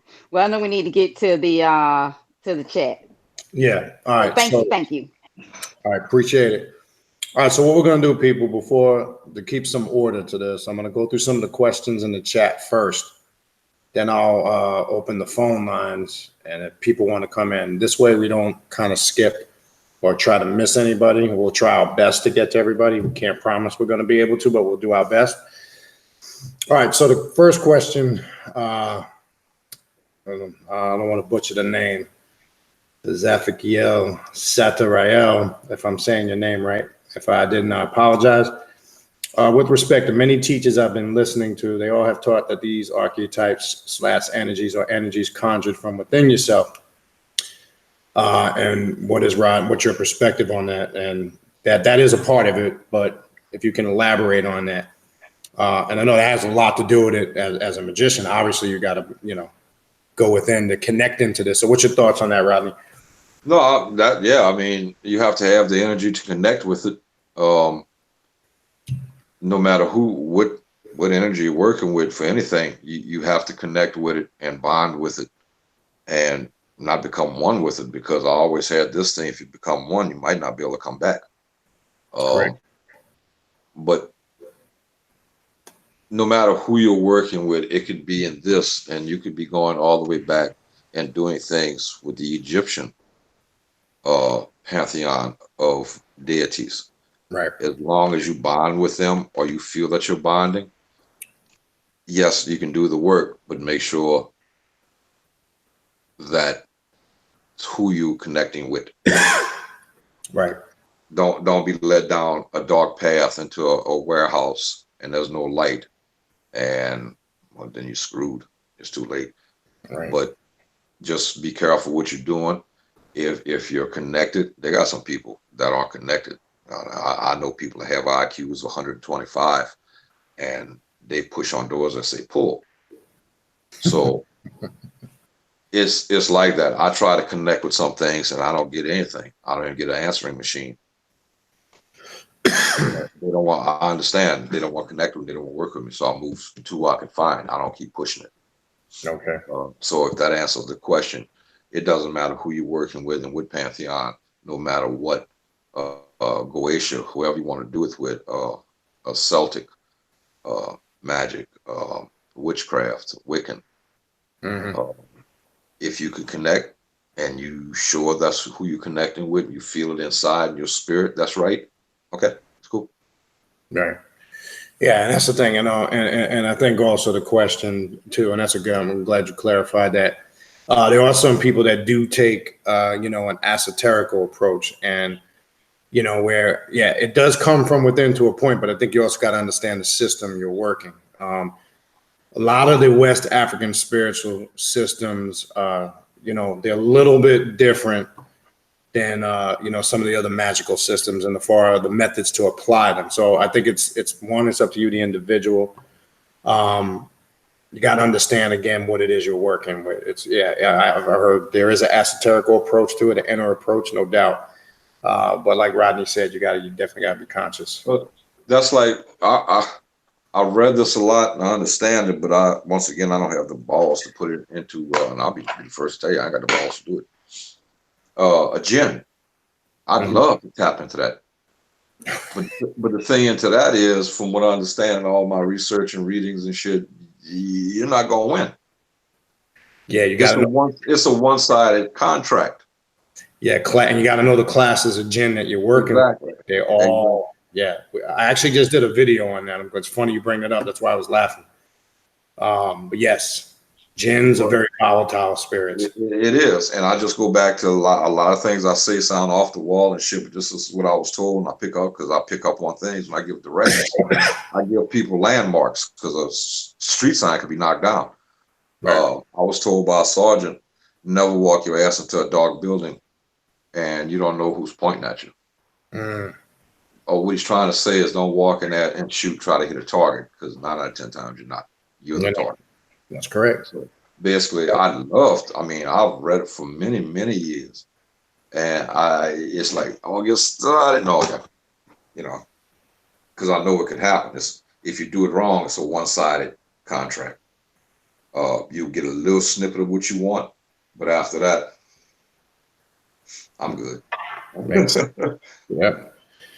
And I know you talked a little bit about this before. I'm not sure if Sir Noble 32 you were on, but maybe you could reiterate it again. He was asking, have you worked with the other half of spirits, i.e. Kaofu? You were talking about it a little earlier. They may not have been on. Is one of the Petro aspects of the spirit, Papa Legba and Haitian Voodoo. You did talk about it a little bit, but maybe for the other question, if you can just briefly go over again.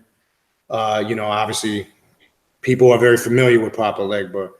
I don't think people are, in my opinion, have a good understanding as far as working with Kaofu. As we said, it's nothing to fuck with. And I found if you open that up, sometimes it's hard to have him stop fucking with you. Exactly. So explain that, if you can explain that for the listener. Well, in simple layman's terms, you want to do it like this. Papa Legba is sunshine, the daylight, the rays of the sun. He opens your path. He is a trickster, but the tricks he lays upon you are life lessons, nothing to, we went over this too, and this was my belief, nothing to hurt you, unlike in Ifa and Santeria with Eshu. Yeah, Eshu is a trickster, but I'm not sure if Eshu, I don't classify Papa Legba with Eshu because to me, I think that's a different entity. That was it to me, and I'm wrong, and I know somebody's gonna hear about this. Okay, we'll get back to the thing with Eshu. To me, was something that came upon this earth, and the tribes that seemed like said that was a magical spirit and got into the Pantheon because you can look at the statue of Eshu. It's not human. It's not. That's me. Okay, get back to topic. You're right. Kalfu is Legba's younger brother, the darkness. Never take him as weak. Like Papa Legba, don't let his older demeanor fool you. Very, very powerful.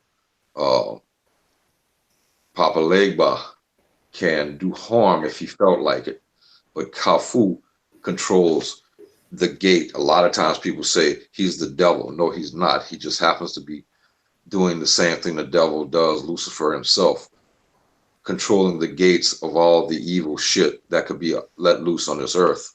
When you go to Kalfu, he is a very strong magician. He knows all the herbs, all the roots that a magician should know. If you go there and you are not up on that, he will test you. And to the point where, all right, you sure the mixture's right? Yeah, drink it.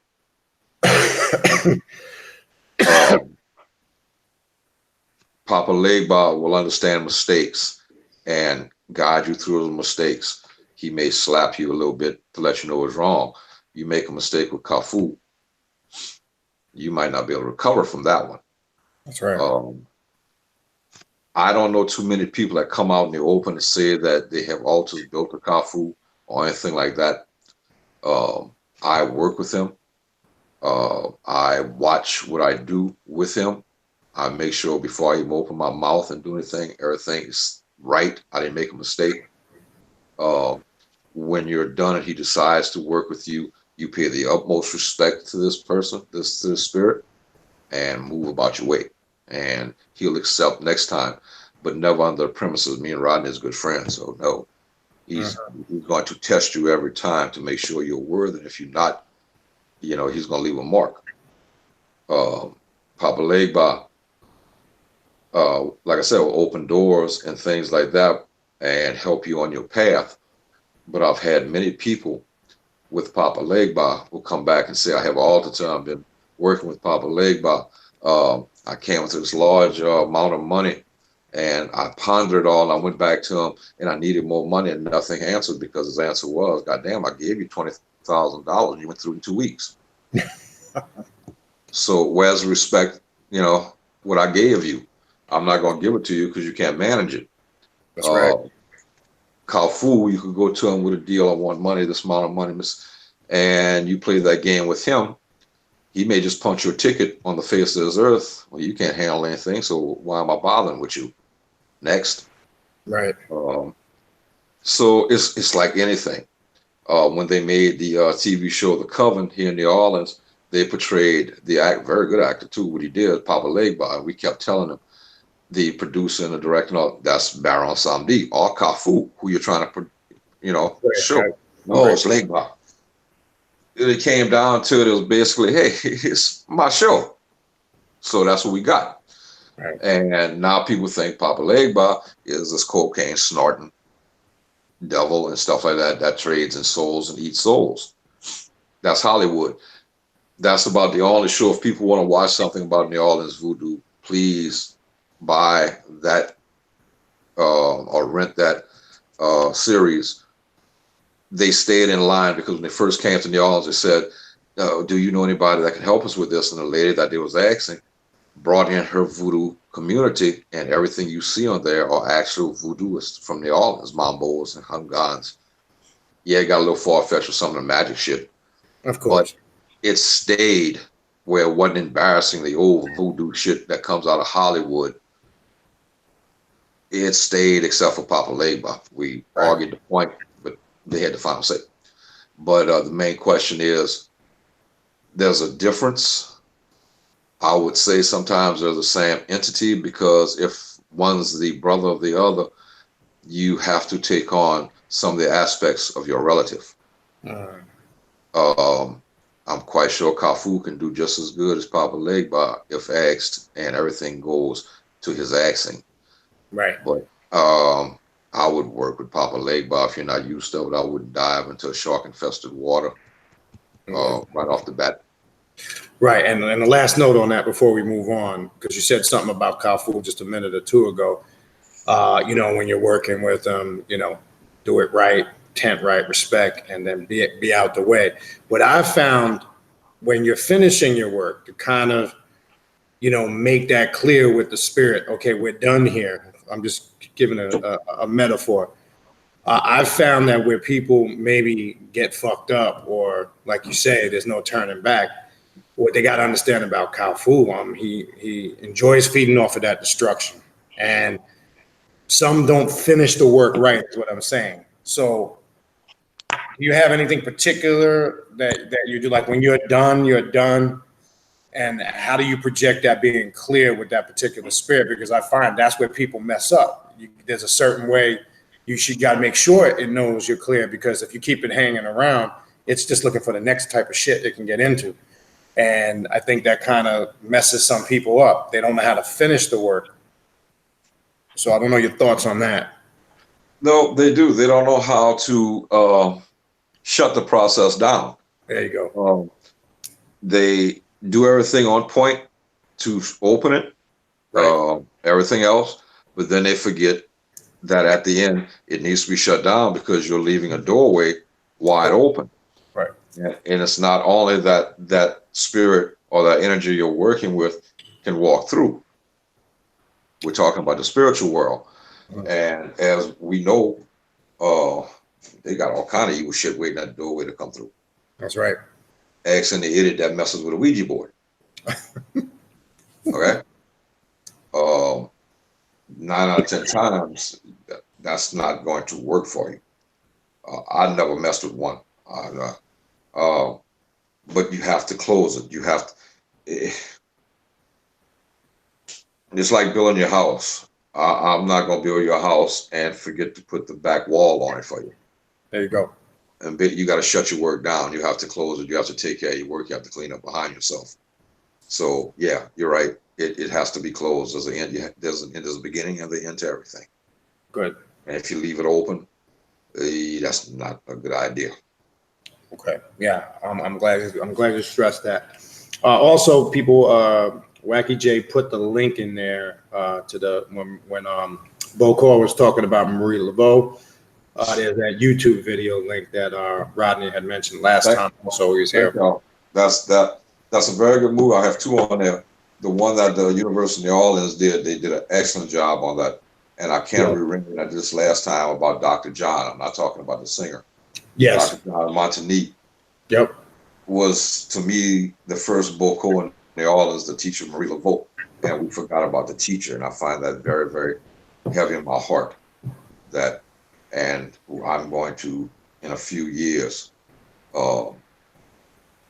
fix his sight up a little bit better. It's beginning to deteriorate badly, and maybe bring some recognition to the man that was a teacher. A lot of times the teachers are forgotten. But that's a very good video. They was very on point at the University of New Orleans. A very good, 53-minute video. And the young man that played Dr.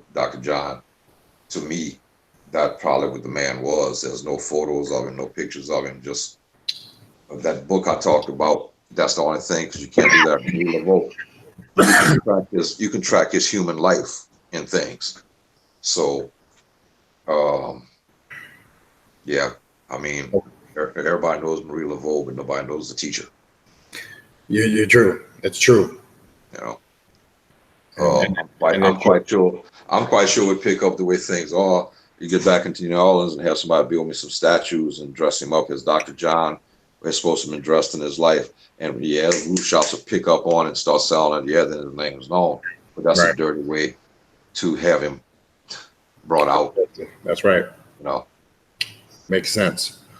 All right, this question is from Father Satana Root Witch. I'm a beginner's witch, and I'm interested in learning and practicing voodoo. What should I do? I know that's a broad question. Maybe is there any? I know you come more from a family lineage. Is there any books offhand, maybe for a beginner, something we could throw this person, a good beginner's read that you might know, offhand? I mean, I know the Voodoo spell book is a good book for a beginner. I don't know if there's anything else you suggest. I know you're more or less coming from a family tradition. I'm sure, not that I have. This is very good. I love it. Look at that. And the only reason I use it because she speaks in the old terms. Right. Her spell, she's telling you, and you got to start Googling some stuff to find out what today's term is. And that's the old way. I just find it fascinating reading. I got to be honest with this, and I know we're going to take flack. I'm going to take flack. There's an ongoing battle between voodooists and New Orleans voodooists and witches. Right. A young slave girl up north, her female master talked her into showing her the ways of voodoo, and she was already a witch when she came over from Europe. And then when it was all said and done, she pointed her out as a witch, and they burned the lady at the stake. So we have still to this day, 250 years later, still a very, very, very soft spot about that trade. I know witches. I'm friends with some witches. Right. I'm not gonna lie to you. When a real witch will walk into the room, to me, it smells like rotting flesh. I was once at Monteleone in New Orleans on a New Year's Eve ball, and all of a sudden I was overwhelmed with this smell until I tracked it down in the room, and it was a lady, and she knew who I was. I knew who she was, and I had to leave. I couldn't take the stench no more. But if you want to learn and they accept you, the book that he mentioned is very good. If you want to delve more into it, I suggest reaching out and calling a female in New Orleans, a mambo called Sally Ann Glassman. She was initiated in Haiti through the old way and came back to New Orleans. She is a very good mambo, and she will tell you if you're trying to do black magic, she's not the person, because she will not do anything to harm anybody. But she does take people and guide them. As a Bokor, I can't, and a lot of people call me and I can't. It has to be bloodline for a Bokor to teach. Right. If my daughters wasn't picked, I'm the last of the bloodline. Only thing I can do is take somebody who I think has it in them and advise them, but I can't show them. A female can never hold the title of Bokor, but she can be a sorceress. and they got some women that I bow my head down to. Right. I will not cross them. But if you want to learn, that book is very good. Denise Alvarez did the book, and she speaks of the old way. Her spells, her oils is the old way. It's termed in the old way. You have to Google something. What the hell is she talking about for an herb? Right. She does got some shit in there. Yeah. Watch the things that you think may be authentic. That video is good. Learn as much as you can. Reach out to somebody. It doesn't have to be New Orleans voodoo. Reach out to somebody that is good, that can teach even in Haitian voodoo, and take it from there. If the spirits are willing to work with you, okay, add to your repertoire. But always remember, there'll be somebody out there like myself which is all right, but if it came down to it at the end of the day. Next question. Yeah. And I just throw this last book here. This is more the Haitian tradition, the Haitian Voodoo Handbook. This is good too, by Kinaz Filan. This is more from the Haitian core tradition. Just want to throw that out there. All right, so let's go to the next question. But I appreciate that feed. That was information, Rodney. All right, so now, all right, this is from Dark Soul Jua. He says, "Hi, Bokor. Do you have any info on?" This is one of my favorites. Bakalu Baka. Also, what are your thoughts on Julia Brown? Julia Brown. My thoughts and my opinions, like everybody else. You have to take what you want to take and leave what you want to take. I have this thing where I don't like to speak out ill of nobody if I don't have the backing of some kind of proof. Because everybody has opinion, and most of the people that voice their opinions are asses. So we're speaking of the same Julia Brown from Manchac Swamp. That's who I would assume. If okay, not, well, I'll take it from that. The curse that she is supposed to put on these people, as you read, that was her community. She did things for the community, help heal people, help bring lovers back, and heal people. And then while on her deathbed, she would reach out and curse the entire community. Doesn't make sense. Lights, camera, and action. The hurricane did come through and devastate that part of Manchac Swamp, as in Katrina. Back then, they was using doors and woods that were strapped together with rope, picking the dead bodies up and bringing them back in. Where she's buried today is supposed to be haunted, and this, that, and the other thing. I've been out there several times, but I went out there with respect for her for who she was. Not saying that, but it doesn't make sense. Why, if in one part of the story it goes, that was her community and she was well loved by the community, as they say, before she died, everybody in the community came to wish her well and blessings. And then at the time of her death, she reached out and cursed the people. Doesn't make sense to me. I think that was just for the tourist business. And there's one lady in New Orleans I'm not going to elaborate with. I have no use for this tour guide / voodoo occultist / bullshit stinking. And I think she proliferated a lot of that. Right. You probably know who I'm talking about. Yeah. I mean, from what I know on it, I don't know too much theories about her haunting the swamp and all that. Like you were just talking about attack. I mean, yeah, there's different opinions on it. I mean, do they do any there in New Orleans? Do they do any ritualistic work with her at the swamp? Yeah. Surprisingly, when we hold a lot of hurricane work, rituals and stuff before a hurricane comes, as they did. Well, I don't know how they knew a hurricane was coming 100 years ago, but anyway, Yeah, they invoked the name of Julia Brown because we feel the same way. She was just a victim of circumstance as all these other people was. Well, she died before the storm hit. Right. But I don't think she'd have made it anyway if she was still alive. So they invoke her name. I can't go. I mean, it doesn't spiritually, yes. Clinically, why a community loves you and pays their respect and never did anything but good for you, and you did nothing good for them, and all of a sudden you're gonna curse the people. Right. Yeah, it doesn't make To me, sense. that sounds like lights, cameras, and action. Yeah. And yeah, if you go out there and stuff in the swamps, you're gonna see things, and it might just not be Jew. You got to remember back in the swamps of New Orleans and stuff like that, the Civil War battles. Many people lost their lives out there. The Southern soldiers would grab a hold of Union soldiers, and their thought was putting them on a cross X of a cross, and walk up to them and slit their throat, and blood replaced blood. Right. Yeah, I'm quite sure they got some spirits walking around, and that's not the happiest things. Sure. But as far as Julia Brown being this witch and evil, it don't make sense to me. It doesn't. I think she got a bad rap for lights, cameras, and action. Right. Makes I don't sense. know. I don't know if that answered the question, but that's just me. No, I think it did. And what about that first part? Info or any thoughts on Bakalu Baka?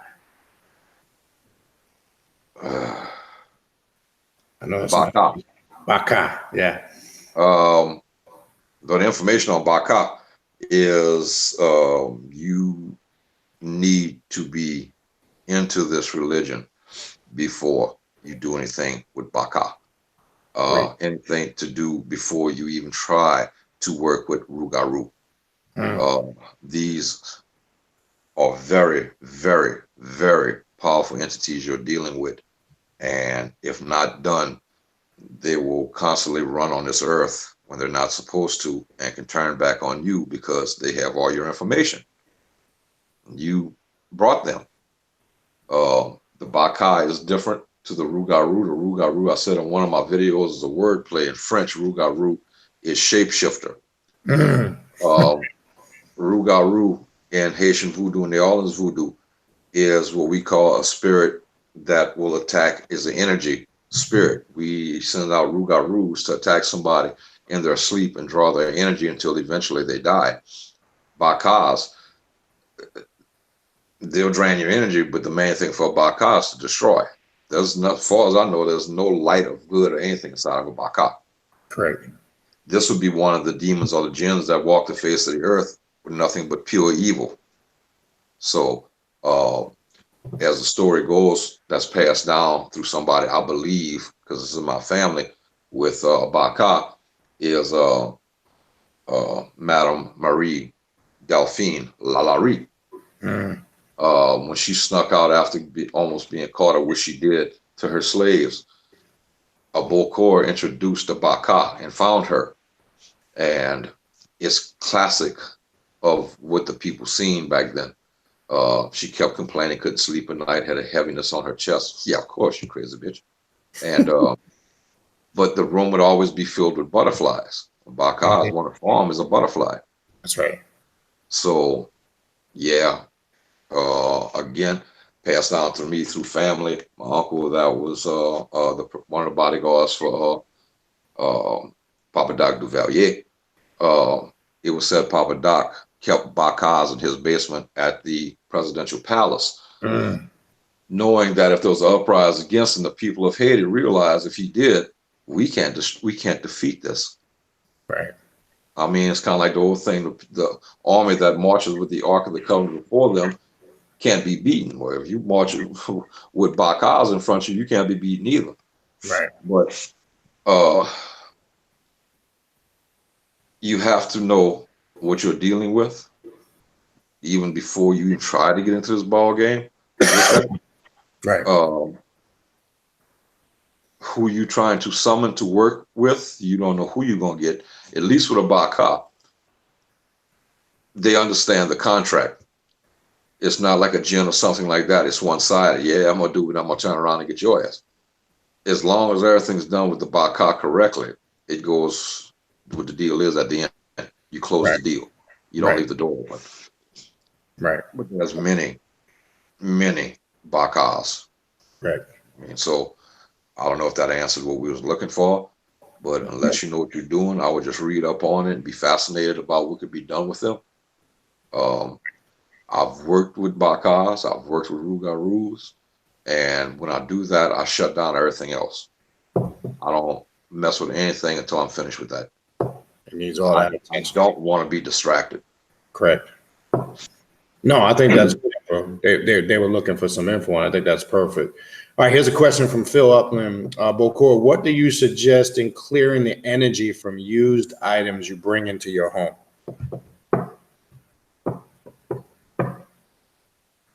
I guess Okay.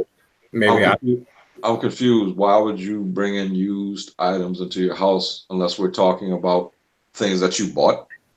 Like really? I would assume, Phil, I'll look for you to type later down, or when I open the lines, maybe you can call in. Are we talking about spiritual items, just personal items, or used items that were previously owned by somebody? So I'll Well, look. if that's the question, there's one of those things that's like a white candles for everything. Right. If you bring something to your house, Florida water, sage, and the prayer of Saint Michael, that should protect you. I would also do background on stuff if you're going to these what they call them, estate sales. Mm. Okay, into these very nice shops that has articles from other people. You might be getting something that these people was dealing with all their life and was masters of, and their Right. family didn't realize, and you bring it to your house and your life is a living hell. I don't really think something like that, so you need to do background on it. I don't think Florida water, sage, or anything else is going to help. I think it's so powerful, you need to just get rid of it. Right. So I don't know if that answered the question, but if you bring used spiritual items back into your home, I would Florida water, cigar smoke on it, and sage. That should cleanse it. But I don't know what you bringing it back to your house. Right. Makes sense. All right. Let me see what else we got here. I'm going to open the lines in a minute. See if there's any more questions down here.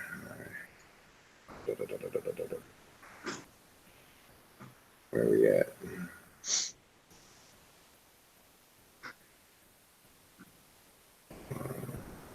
Hold on, this thing skipped on me. Give me a second here.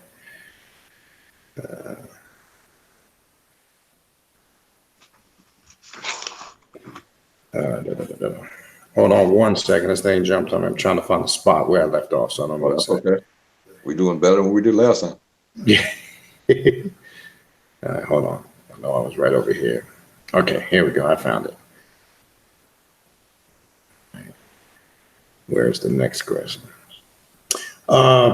Peter Gosenia. What's up, brother? Good to see you. Yeah, you can go to Rodney, your contact info on your YouTube channel in the description box. On my channel? Yeah. Yeah, I have everything, all the information on that. Okay. So, Peter, if you're interested in contacting Rodney for work, Just to hit the little triangle, unless I'm completely pissed off or something and figure to do it. right. I got my number, I've my seen it cell on. phone.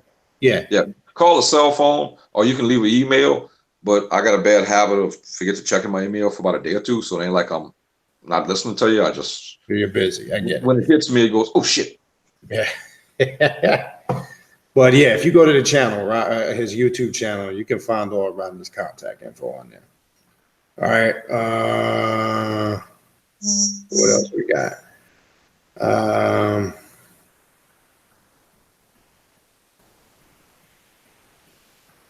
I'm just looking for questions.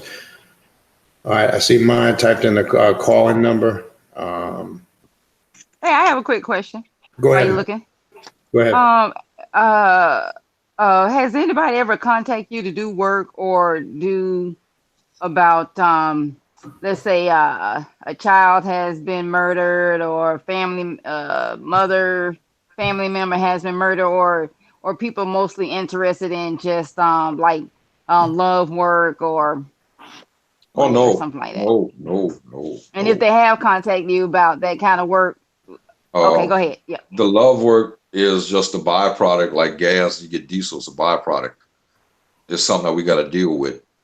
Yeah, I've had parents that call me and something happened to their child, and I get involved, and my work is even stronger because I'm a parent, and um, it usually doesn't turn out nice for the receiving. But I have to say this: there will be an investigation made by myself. I need to see everything that you know, everything that brought up to this person. If they're just accused, and even the courts are having trouble with it, and if there's a doubt in my mind, remember, because you're accused doesn't mean you're guilty. Um, there's a lot of innocent people in prison these days, and they're now finding out because of DNA. But if this is one of them deals where they had them dead bang for that crime, and they found a loophole in the system, yeah, parents have come to me, and I've took care of it because there's no loophole in the spiritual world. Mhm. Simple as that. I've had parents come to me, uh, mostly fathers, when their daughter's abused by their so-called lover, and Mm. that abuse is not going to go on. It's not. It is apparent that it's not. But then the child has to realize I can't live through life getting beat up by somebody that I love and think that's normal. And the first thing I ask with that client, in your life when you was raising your kid, did you have an abusive relation with your wife? And if you tell me yes, then you passed on a cancer to your children. I think that's normal. That's right. So, but I will do the job and reach out and touch someone. Um, Okay. they may not be put under the ground, but I guarantee you their hands will be broken, but they won't use them again. But no, love work is a byproduct. As I said before, I love when Hmm. somebody calls and it's dark work. That's what I'm geared for. That's what I was trained for. Love work gets to the point of like, Yeah, I fucking hate it. I ain't gonna lie. well, it keeps money going into the account as a business. But Kind of. you Oh, know, if you're a brain surgeon and people keep coming to you because they have a common cold, I hate to say this, you like, God, I hope somebody hit their head. You know, But I know we talked a little bit about that last time with the love work, and I know I think we were mentioning. What I always do is I ask somebody. I would say, "You sure you want somebody back that doesn't want you?" I like to ask that because I just want to see their reaction and their response. But I always let them know it's getting them back isn't the issue. It's understanding what you're getting back. Number one, and maintaining it. Number two, I think, and if you could elaborate on work in general, not just love work. Sometimes people think it's just as simple as just the work and poof, everything's done. I don't got to do anything. It's just everything's going to be perfect again.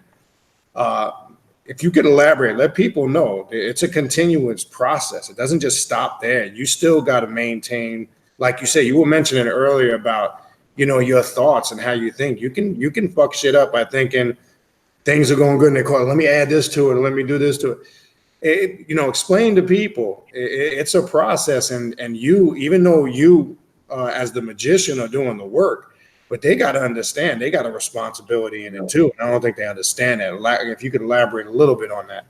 Okay, I'll try to keep this short and simple because, as you know, this for what the question was, man. We can discuss this and deliberate I know. this. We can write a thesis on this. But love work. Let me start with this. Love work. You get into the job and stuff like that, and you find out for some reason, as a psychologist, it's strange to me, I know, but narcissistic people, it's mostly men for some reason. A woman can be diagnosed with narcissism, but at the same time, she's a woman. You don't know if that's her or this. That's very hard. The work will take off, and then down the line, you find out from these people, well, he's a narcissist. It doesn't work as fast with these type of people at work, but they're always blaming other people for their stuff. So yeah, the work works, but it's not as fast. And when they do come back, and they do come back, I tell them the whole time as a psychologist, nothing to do with spiritual stuff, they're going to still be a narcissist. It didn't clear that. If I was that good, I wouldn't be talking to you. I'd be clearing cancer up. That's right. Bill Gates would be making my coffee in the morning.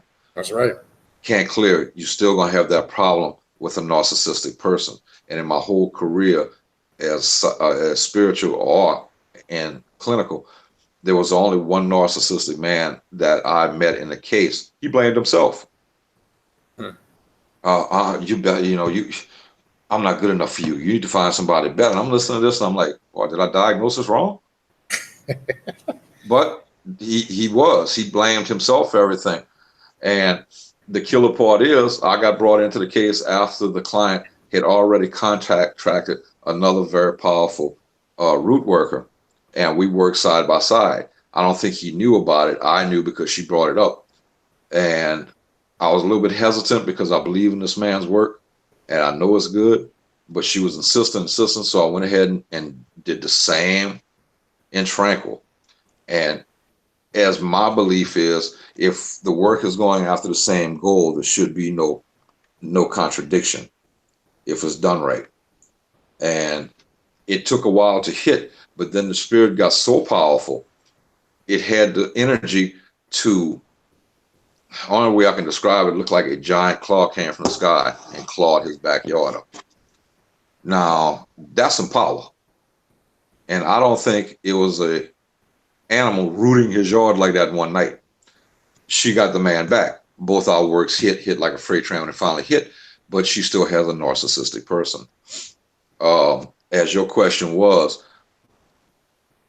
I usually tell people, not all times, because I can usually tell when I get the work started, but if I have a doubt at the beginning, I tell them, look, I want you to sit down and write 10 reasons what brought y'all together. And I want you to write 10 reasons why y'all left. Right. And a lot of the times they'll come back, you're right, I need to find somebody else. They couldn't get past when they started writing the 10 reasons why. I mean, like reason number 3, shit, I ain't going no further. Right.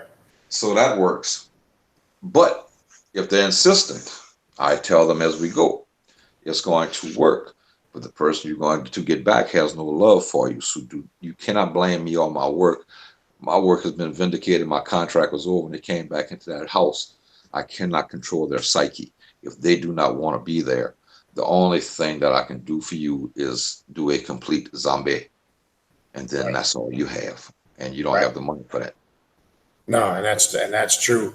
But something in regards to what you just said, Bokor, you again back to some of the psychological aspect. And I like that thing you said. You asked them to give you 10 reasons what brought you together, 10 reasons what separated you.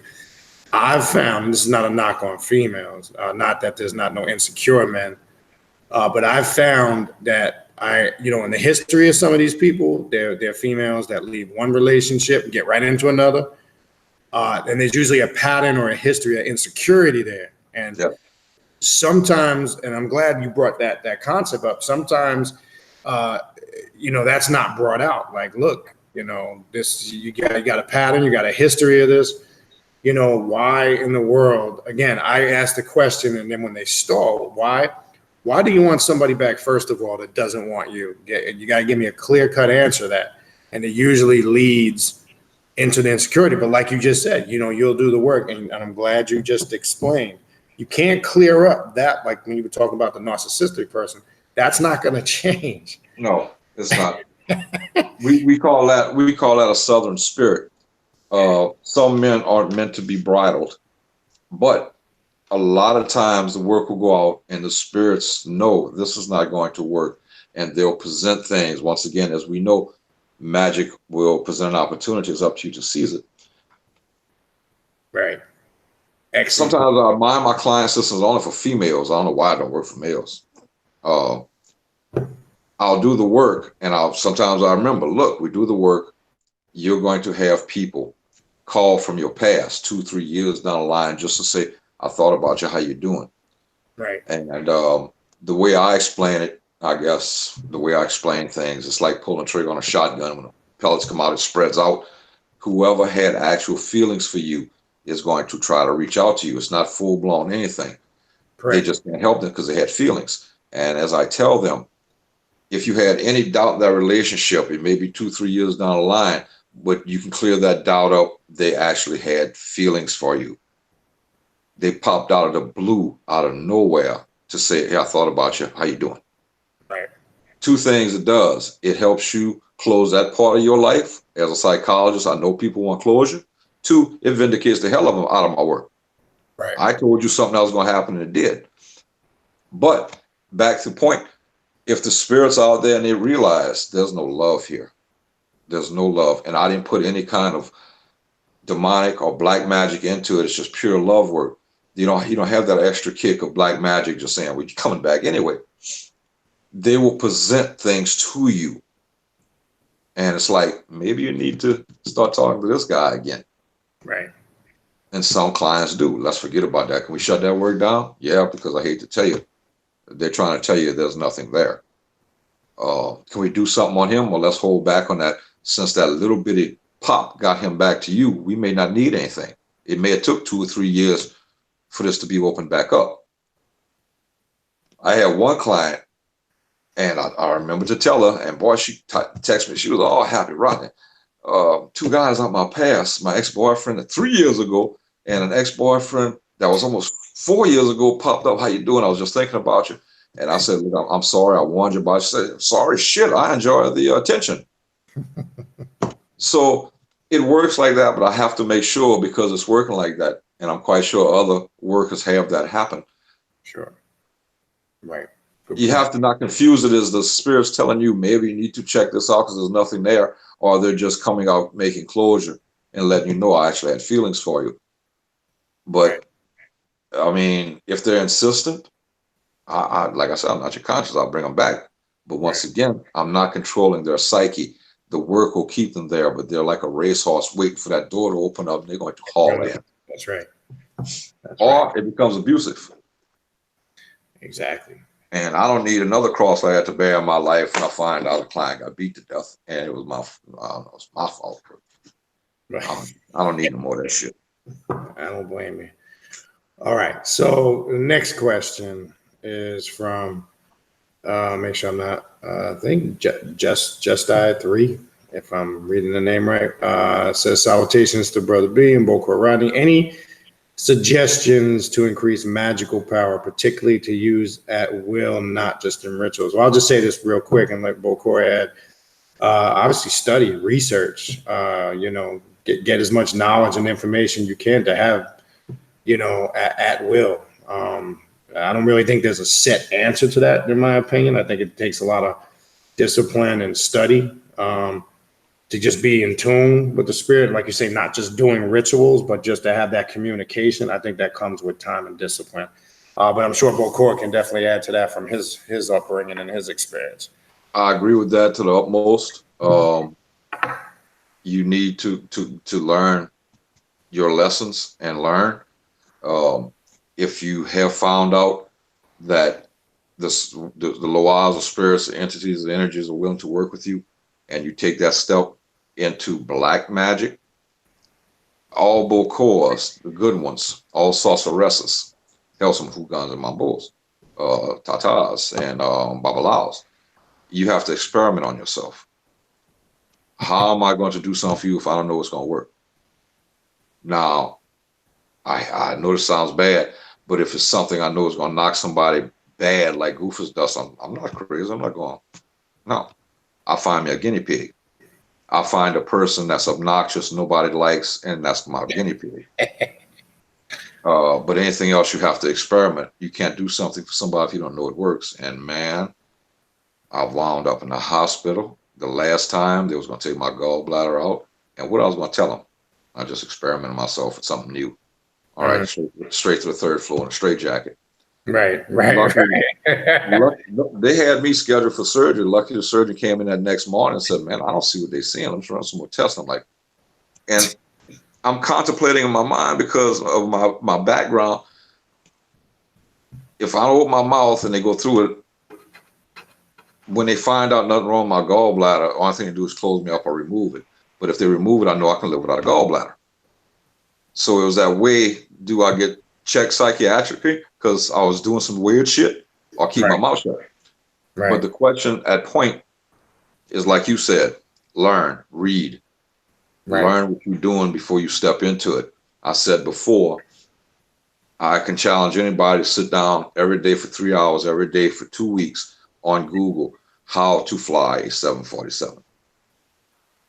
By the end of the 2 or 3 weeks, you'll be able to sit down in the cockpit, crank the engines up, push the throttles forward, tax it. I want to see you take it off. You got to have the confidence and the knowledge to do that shit. That's right. You know, so that's how I can put that in analogy. But you're right. Learn, read, experiment. It may blow up in your face. You may get a bloody nose. That's a lesson. Write it down. Don't do that again and move forward. Right. You're right. Experience is the best teacher. And again, it's a gradual process. It's a continual process. All right. This is a good question here. Sol Ra'at Ka'aba. How do you protect yourself on a job site from low vibrational people with mental health and physical health issues, as well as homelessness? Thank you. We're referring to if somebody reaches out as a potential client or just life in general? No, I think if I'm understanding the question right, Bokor, if you're around that type of energy. Oh, yeah, okay. Well, I've learned a long time ago to shut myself down. I'm gonna get with this too. I played a dirty trick on myself in uniform. At tragedies, homicides, bad car accidents, fires where people are burned up. They were 6 feet tall. Now they're only 12 inches. I played a dirty game myself. I didn't allow that feeling to hit me. I'm gonna be honest with you, better you than me. Right. And after I took the badge off, don't do that. I know everything they had on. The last thing they said to me before, or if they were, I remember the parents being behind the line. So you got to let that come in. I played a bad trick on myself, even being a psychologist. I knew better, but I had to shut myself down. Mental people, and this is from psychology. This is Psychology 101. The very first day they sit down and say, they basically tell you, it's a good career, it's much money, but you got to talk to crazy people. Right. You got to allow that and know that's clinical. You need to help them up to the point. You can't feel sorry or pity for these people for an imbalance that they had nothing to do with. They're not to blame at this. Charles Whitman, the sniper in Austin, Texas, killed his wife, his mother, and then climbed and started capping people on the ground. Was an ex-Marine. When they finally killed him, he had written a note, please do an autopsy. This is not me. I don't understand why I'm doing this. He had a brain tumor. He even knew he didn't understand why he was doing this. Homeless people. Yeah, I'm like everybody else. I didn't put them in that position. Your heart can't bleed for everybody. I've learned a long time ago, and this is me, and it might, people might wrinkle their nose up. I found out the world does not want to be saved. You hit to say it again, man. You hit that shit on the head. I just say that all the fucking time. Only thing you can do is try to help. If they refuse to help, move on. A drowning person will use you as a life raft and kill your ass and then float on your dead body. No, I understand that, but don't confuse if you're doing spiritual work. If it's mental, first of all, it's hard to find out if they're mental unless they're wacko as soon as you talk to them. That's the imbalance that they're born with. That's not their fault. Homelessness, if they call you and they need something, have pity for where they're at and just thank God that there go by the grace of God could be I. It doesn't hurt to fix up a prosperity jar and send it to them. All right. I forego many prices when I know these people can't pay. And that's just me. If other people don't like that, that's cool. It's just me. If it works, it works. If you get them off the street, it worked.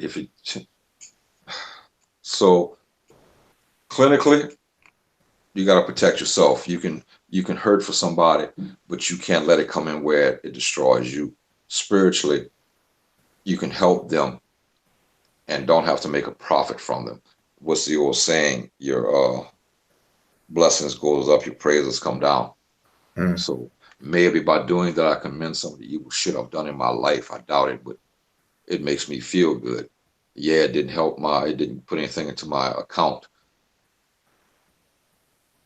But Yeah. you know, Yeah. I hate to say this. Uh, there was a bad accident one day, and it was on the interstate system right outside the city of New Orleans, and we went to it, and it was a state police already there and stuff, and the car burst into flames, and the man was screaming in the car, "Please, please shoot me, please!" And young state trooper was out there and went for his weapon, and the sergeant said, "If you shoot him, I'm going to arrest you for murder." Hmm. You got to away from the screams of this person begging you to, yeah, it was. We would have been murdered.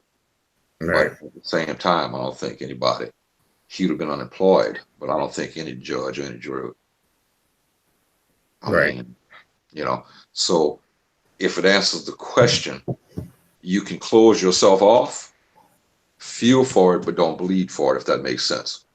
Don't let them bring you down, because we're at mental persons, you can't hurt for because that's something that they didn't ask for. Just try to help them. Homeless, they didn't ask for that. Try to help them.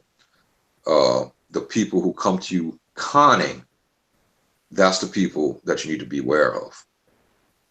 Okay, because they will try. They will try, if you're doing this for a living and paying, they will come with everything in the book, and you have to weigh out if they're bullshitting or not. That's like being on the street, and you pull up and there's somebody on the corner with the sign that says, "I'm out of please some change, so I may buy food."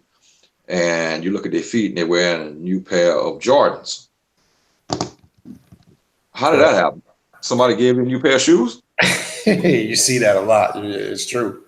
And it's bad because they did 60 Minutes on that, and the man made $200,000 one year tax free. He'd go out there and do that when he got tired, walked back across the street to his big parking lot, got in his Cadillac, and went home.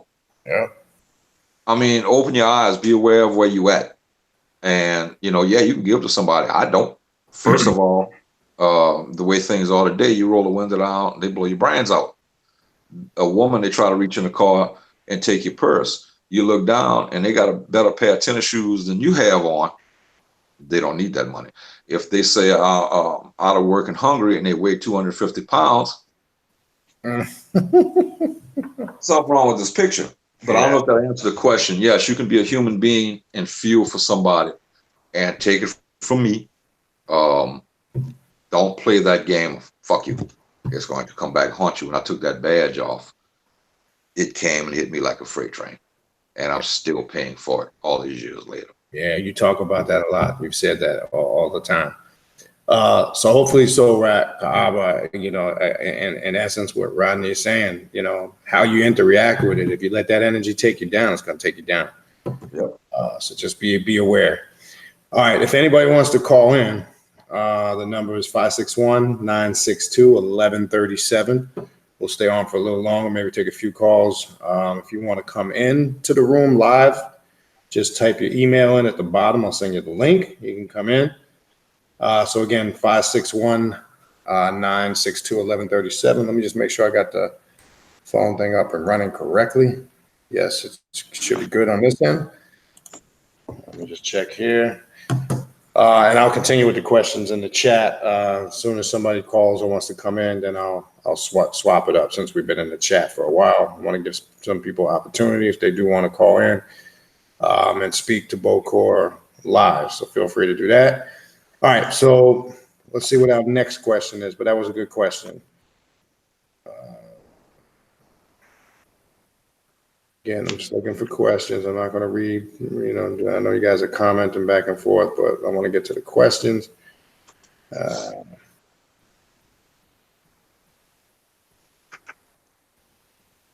Okay, a continuation of that last question, Rodney. So I think also part of that question, and Soul Rock Kaba, hopefully this is what, like, I guess what some also part of the question was like, all right, if you're around this type of energy all the time, what can you do? Like, say you come home, suggestions ritualistically, like maybe cleaning yourself or removing some of that energy. So say you're around that consistently. Do you have any suggestions on maybe just some simple spiritual things you might want to do to kind of, make sure that that energy hasn't attached onto you and you're not bringing it home with you? Yeah, a lot of healthcare workers and stuff like that find that out, and they have to do things to cleanse themselves.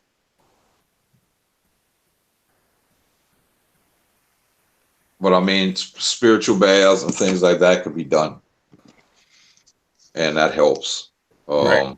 Just remembering, you know, I don't practice what I preach sometimes. I go a long time without doing a spiritual bath.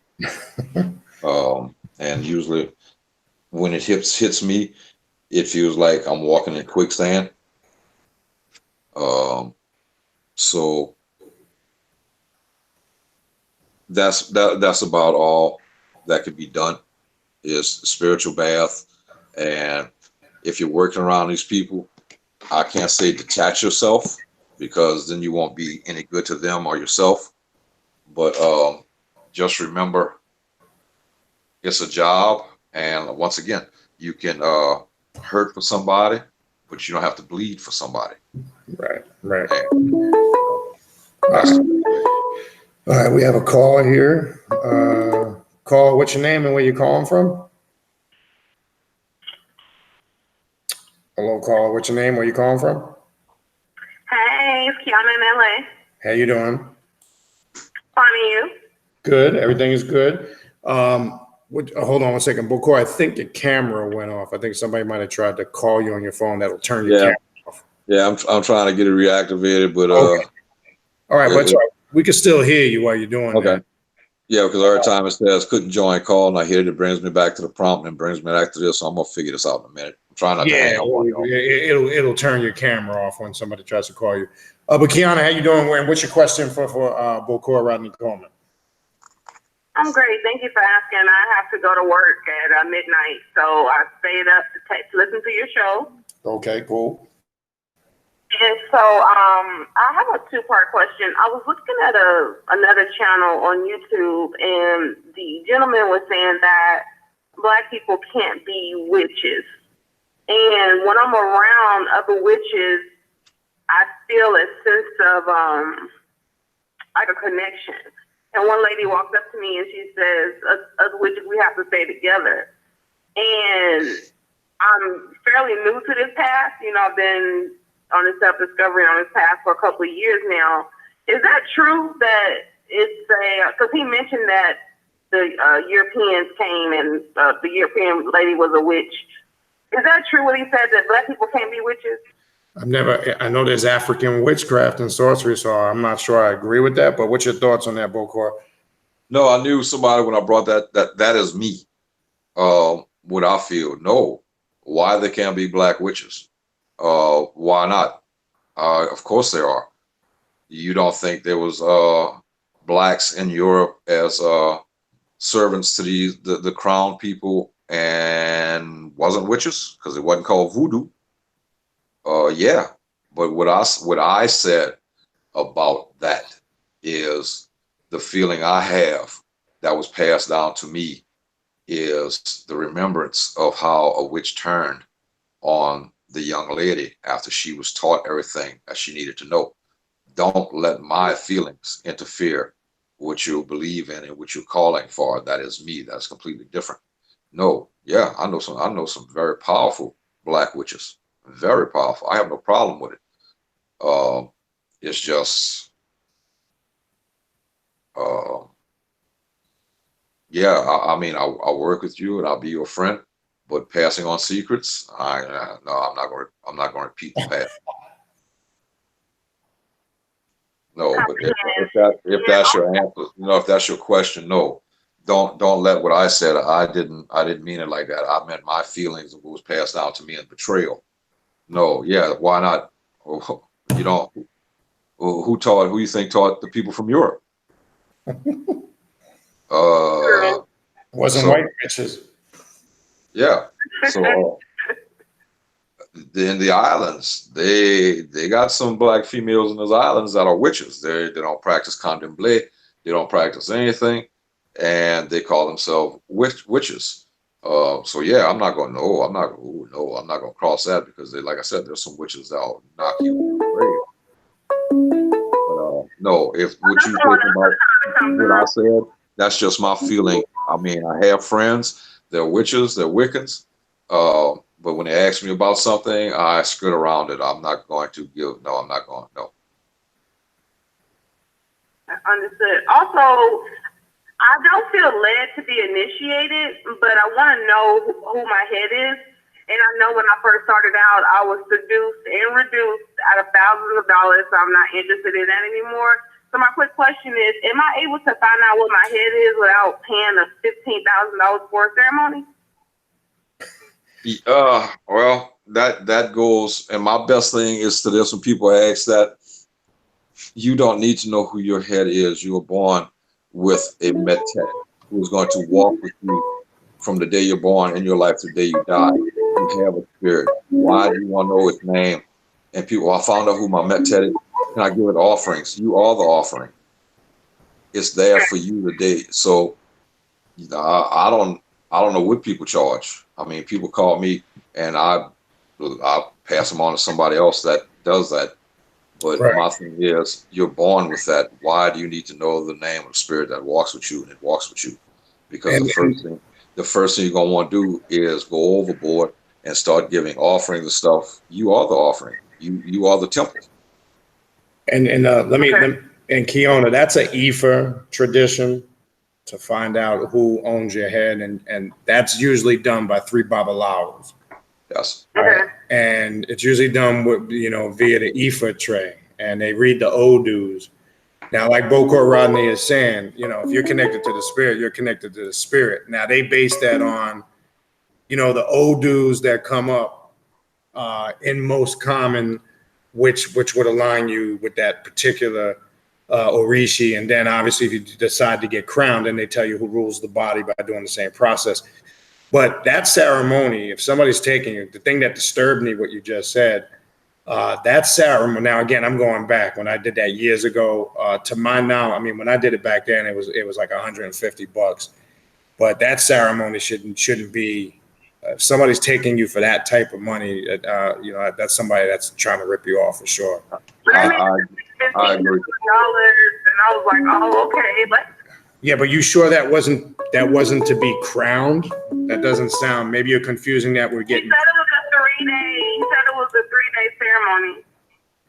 I'm not sure. No, and it can't be crowned because crown minimum you have to spend 7 days in the throne room. So I don't know what that is. That don't even sound right. No, because that's one of the deals where They were trying to seduce and reduce me. But people are trying to call in. I don't want to haul, but I'm going to email you Okay. next week, and I'll just include my debit card in the email, and we'll go from. And then you can book my date after that. Okay, cool. All right, thank you. Okay, bye. All right. So whoever was just trying to call in, I know we had just 3 callers. When somebody is on the phone, it's just going to go to the voicemail because if I pick it up, it's going to cancel the caller that I currently have on the line. All right. So we got another call for you, Bokor. See what this is. Caller, what's your name and where you calling from? Hello, caller. What's your name? Where you calling from? This is Oni from Brooklyn, Brother B. Hey, how you doing, Oni? I'm good. I put a question in the chat. I don't know if you got the question. It's possible because the thing skipped on me a couple of times, Oni. So if you want to just go ahead and ask it, it's possible I missed it. Okay, how you doing, Bokor? Coleman. how you doing? I'm doing good. I was actually calling to ask you in reference to the narcissist question or the narcissist information. How do you deal with a narcissistic person who basically is a stalker now? And they are like harassing you, beating up boyfriends and partners and sending their friends to spy on you and shit. How do you deal with something like that? Okay. That's what you described. That's a fine line between a narcissistic personality and a psychotic. Because They don't want the individual. They just don't want nobody else to have them. What do you do about that? Well, clinically, nothing, because undoubtedly this person is not going to seek help. Spiritually, there's things to do in real world times. Get a order of restraint where they cannot call you, they cannot be so close around you, they cannot see you, they cannot stalk you. If they get caught doing it and you have that paperwork, the federal government says it cannot be denied anymore. It's automatic going to jail, and you have to go in front of the judge, the federal judge, or the district judge, basically the district judge who signed that order. And a lot of them judges, male and female, don't like when somebody pisses on their paperwork. Now, as far as going after other people, I'm not sure. If they make police reports and they can be arrested, I guarantee after about the third or fourth time in lockup, they'll move on to another victim. But I never had a case of narcissism where the person has psychotic traits. Also, a narcissist, you're the problem. They don't care, they'll send somebody to you just to get you away because you're the problem. They never think they're the problem. But there's a fine line between being a narcissist and having a psychotic trait, and violence and doing things like that is a psychotic trait. You might be masking or thinking one thing and it's something else. I've never knew a narcissist that turned violent like that. They may belittle you on the phone or in person, and you're the problem. You're the problem. I didn't have this problem until I met you. You ain't worth shit. I don't want you. And basically that's it. Now, when it turns to violence, that's something else. There's something else not firing up here. But I was thinking, I don't mean to cut you off, but I had figured that the person, this was a particular client that I was dealing with, and I think that she kind of thought in some warped mindset that this man really wanted her, because he acts like he doesn't want her, but when she goes out, he turns into like this crazy stalker. And it's like, I said, well, do you think you should get the law involved, or you should, try? Yeah, I think so, because the spirits are very powerful, but I also say the spirits will not step in front of a 9mm slug. So I know that's right. I would have her protect herself, and that is not a narcissistic trait. He may not want her, but when it turns to a violent encounter where nobody else will have her, that's not narcissism. And the violence can turn on her just as fast. And I know if you did the work on that, you feel bad about it, but how would you know? Well, actually, my ancestors need to lead you to, leave that situation alone, because apparently she might be a little crazy too. Well, yeah, I found out a lot of times my client is the problem in the case. But just to keep the murder rate down, I would suggest her to get a restraining order against him. And the courts frown very much. As long as you don't break the restraining order, you will go to jail. You will have to go back in front of this judge. Now, the other people, I don't know what to tell you. Eventually, the word gonna get around. You mess with her, you gonna get your ass beat. So her love life might plummet. But at the same time, is she giving you evidence of this? Because you just mentioned that she may have a problem. How you know she's not filling you with a lot of bullshit? Well, she actually has been telling me, and she actually took some pictures of his friends, like outside of her apartment in their car. But I told her that doesn't really prove anything. I said, if you guys all live in the same area, they could be doing anything out there. And, to me, my gut is just telling me that she is enjoying this shit because the guy didn't want her and he treated her bad, and now it's like he done turned stalker. So now it's like, yeah, now you want me, so I'ma just, boyfriends get beat up and all kind of foolishness. And I'm like, just because you see his friends outside, that doesn't mean that they're necessarily there for you. They could be anything. They can be doing anything. No, it isn't. But then there's the old thing, guilt by association. I don't know. I don't know what to tell you. That'd be one of them deals where I'd finish the contract and move about. Go ahead about. I would give her, to make you sleep at night. Maybe some kind of protection work. Like I said, maybe some kind of protection work, because as cold as I am and as callous as I am, to get a call in the middle of the night and say my client just got murdered by this asshole. Yeah, I was concerned with that, but I got to listen to my ancestors. They basically said, do what you can for her, give her some protection work, and move on, because if they tell me that, and I'm not, I'm not worried about the ancestors, because once again, they can't stop a moving bullet or anything like that. If you got that from your ancestors, and I'm telling you that, give her some kind of protection, and that's it, because I'm not sure, I'd have to look at this case. I think you're getting it from both ends, but that's me. I might have to refer her to you. I might have to refer her to you if she wants further help, because I don't think I could do anything else for her. I'm good. I'm good. I'm backlogged, and if it's a violent relationship, I ain't getting involved in it. Watch my video about turbulent relations, and that's gonna give you the answer why I don't mess with that shit no more. Right. No, don't send it to me, because my plate is full, and I still take clients. But something like that, I'm not getting involved in, because I don't know where she's coming from. She may like the attention. What I mean. So I don't need that. I don't. No work it does. Give us some protection, pat on our ass, and see what happens next. I agree. Because all right, if he's psychotic and he finds out that you did work, he's gonna blame you.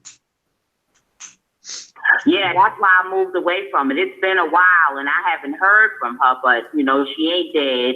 And, apparently things might have died down, because he apparently ain't around, but his friends are still, I guess, in the neighborhood. But I told her they could be doing anything. Like, y'all, if he's not around anymore, homeboys ain't doing that, because why they gonna go to jail for something that don't concern them? He might have put him up to do when he was around, but no, I mean, give us some kind of protection work. Your ancestors already said that. I advised of it. Give her some advice about the legal ends, what I just mentioned, and send her on her way, because that can blow up in your face if it's real. And he is psychotic, he will blame you.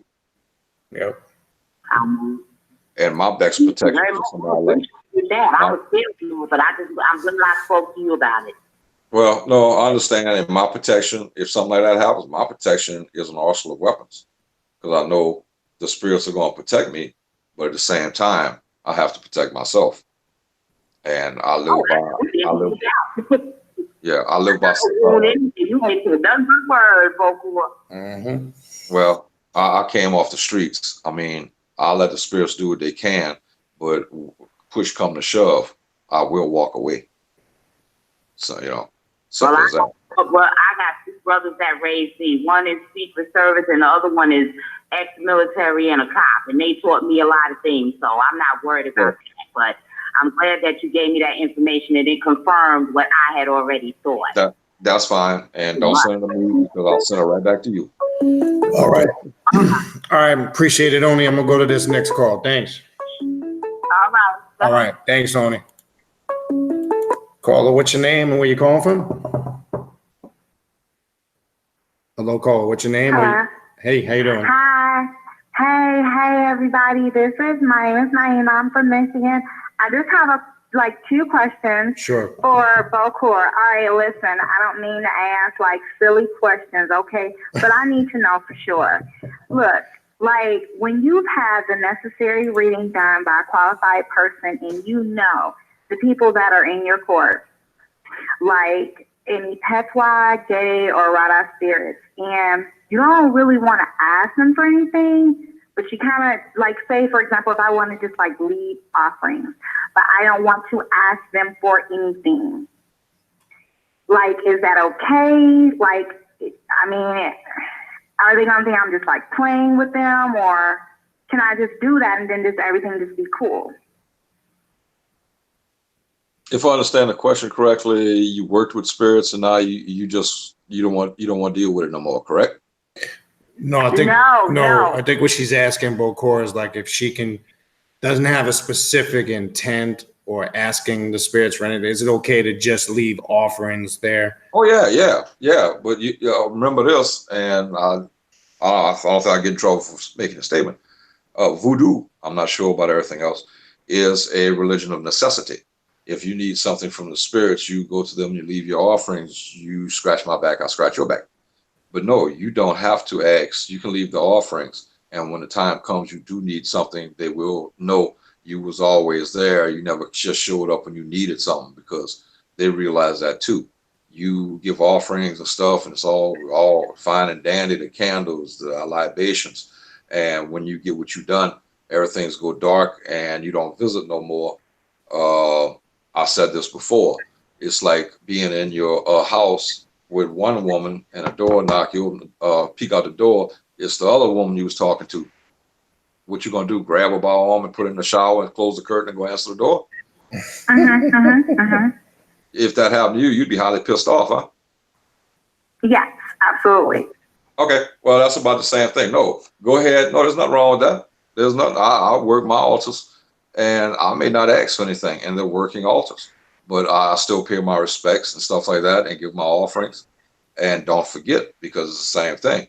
You just, if you forget about them and you just coming back when you need something, they know, they'll know, and they just won't work with you. And if you keep on, they'll let you know for sure they don't want to work with you. So no, you're not. No, that's fine. You're doing okay.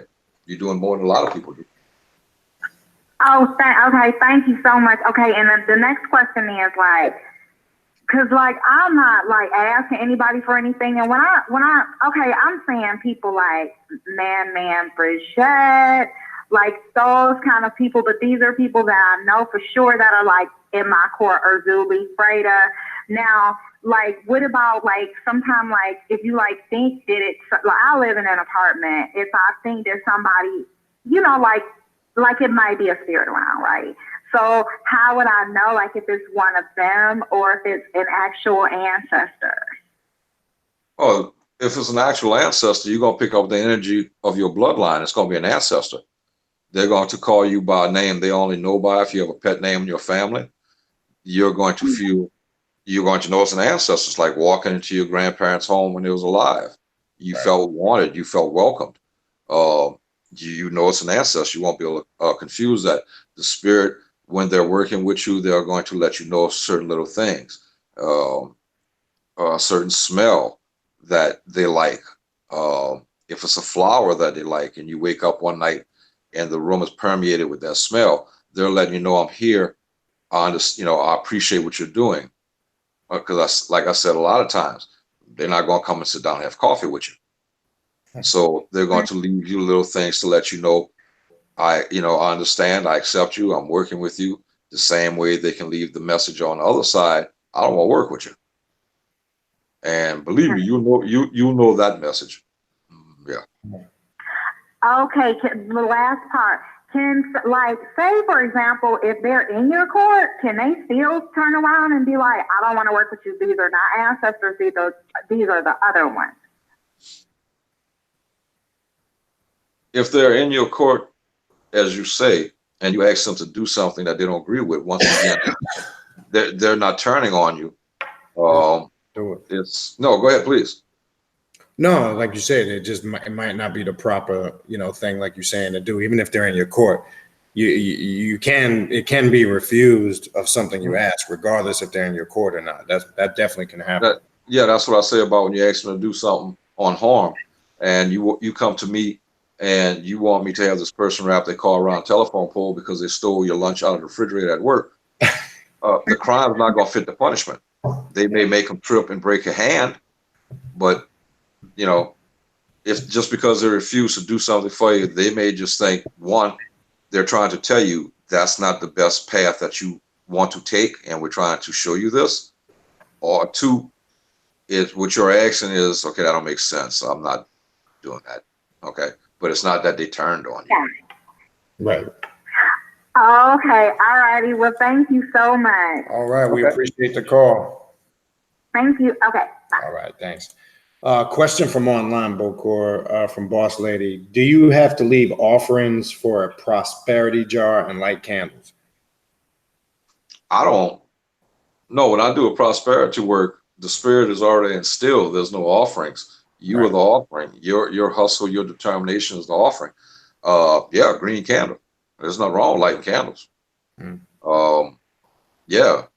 My prosperity work, I don't know about everybody else's, but mine, I constantly tell my clients, don't mess with the work. Don't open the jars. Don't talk to them. They have the sealed orders. You're going to confuse them. But with my prosperity work, I advise my clients to take it, shake it, tell them what you need, activate it, and they will go out in front of you. But as far as leaving offerings, no, because I already instilled the spirit in it. That's going to get complicated for the client. But you can write like green candles, gold candles, or white candles. But when they come through for you, go back to that jar and thank them. Thank you. Thank you for what you did. And, leave it out in an area where it can breathe and feel part of your life. The only thing I say about that is try not to let nobody touch your work. If it's somebody that you know that is bringing you good tidings and jovial and wish the best for you, let them touch it. Put that energy in that, the best energy, all the time. But if this person is not for you and don't have that, don't let them touch it, because they're just going to put negativity into that work. Mm-hmm. All right, good question. All right, people, we're going to stay on for a few more minutes. If anybody else wants to call, this will be your last chance. We're going to wrap it up. We've been on for over 3 hours, and as you know, Bokor, like he said, we can be on these subjects. He could talk about this stuff till the sun come up. Again, as you see, we get him on regularly, so he will be back when his schedule permits. So we'll give somebody the last opportunity. I don't see any more questions in the chat, so if anybody's got a final question in the chat, or if anybody wants to make a final call, now is, as they say at the bar, the last call for alcohol. I think we're good, Bokor. I think we covered a lot of material. We'll definitely touch base. So I think we're going to go ahead and wrap it up as usual. I really appreciate spending time with us. Every time you come on, you're thorough. People appreciate you. I know I'm going to get a lot of emails and feedback, and they'll be asking when you're coming back on. So, I appreciate that. The only thing I want to say now is elaborate on what I said about the witches. Sure. Try to get me out that grave I stepped into. That's me. It's nothing against that, but that's my bloodline. Well, no. I don't think there was anything against it. I think what you said was crystal clear. All right, Dede, if you want to call in and be the last caller, the number is 561. And then this will be the last call, people. Nobody call after that. 561-962-1137. That's the calling number. So if you want to call in, I'll give you a minute. All right. So feel free to call. But no, I think your statements were clear on that, Bokor. Well, I didn't want it to come out like that, but that's what was passed down to me, and a lot of voodoo Izans and feel the same way, but we don't hold it against. Man, that was 200, 300 years ago. But we have friends that's warlocks and witches, and they know, if they know, we'll talk and do everything and discuss stuff. Well, how can you tell me to do that? Right. No, I mean, that's just the way it is sometimes when, if you want to use the term, dealing with the spiritual realm or the work, it's part of it. Not everything is always just simple and, peaches and roses. I mean, I didn't see, it's not an attack. You were just being honest in your experience with it, but it was clear. I don't think anybody took it wrong. I think it was crystal clear. I didn't see any issue with it. All right. So Dede, I'm gonna give you another minute. We're gonna wrap it up. I don't know if you heard me. I put the number in there, 561-962-1137.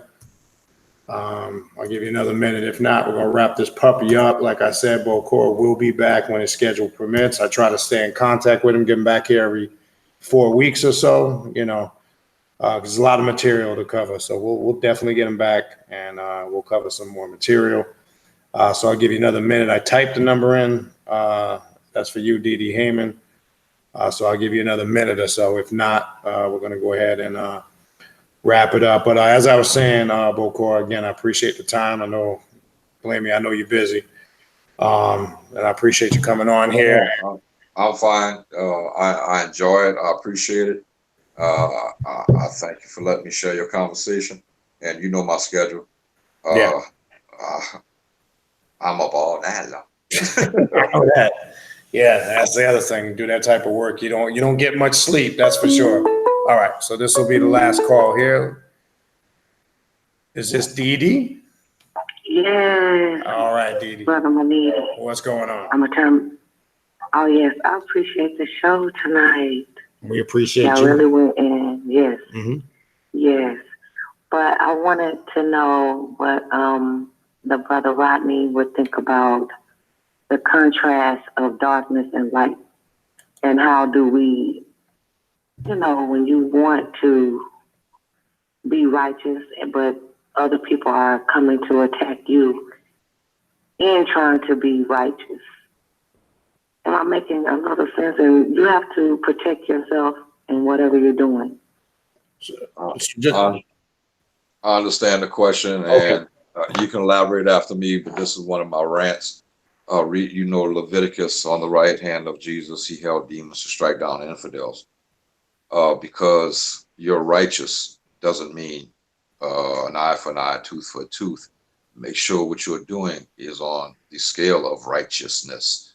The most condemned and most bullshit, snake slamming son of a bitches hide behind a shield of righteousness and are snakes. That's right.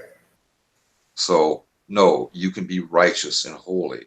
And once again, read the Bible, Leviticus. You can't say Jesus wasn't righteous, but he controlled demons to strike the infidels down. So don't have a turmoil with that. Don't become a doormat.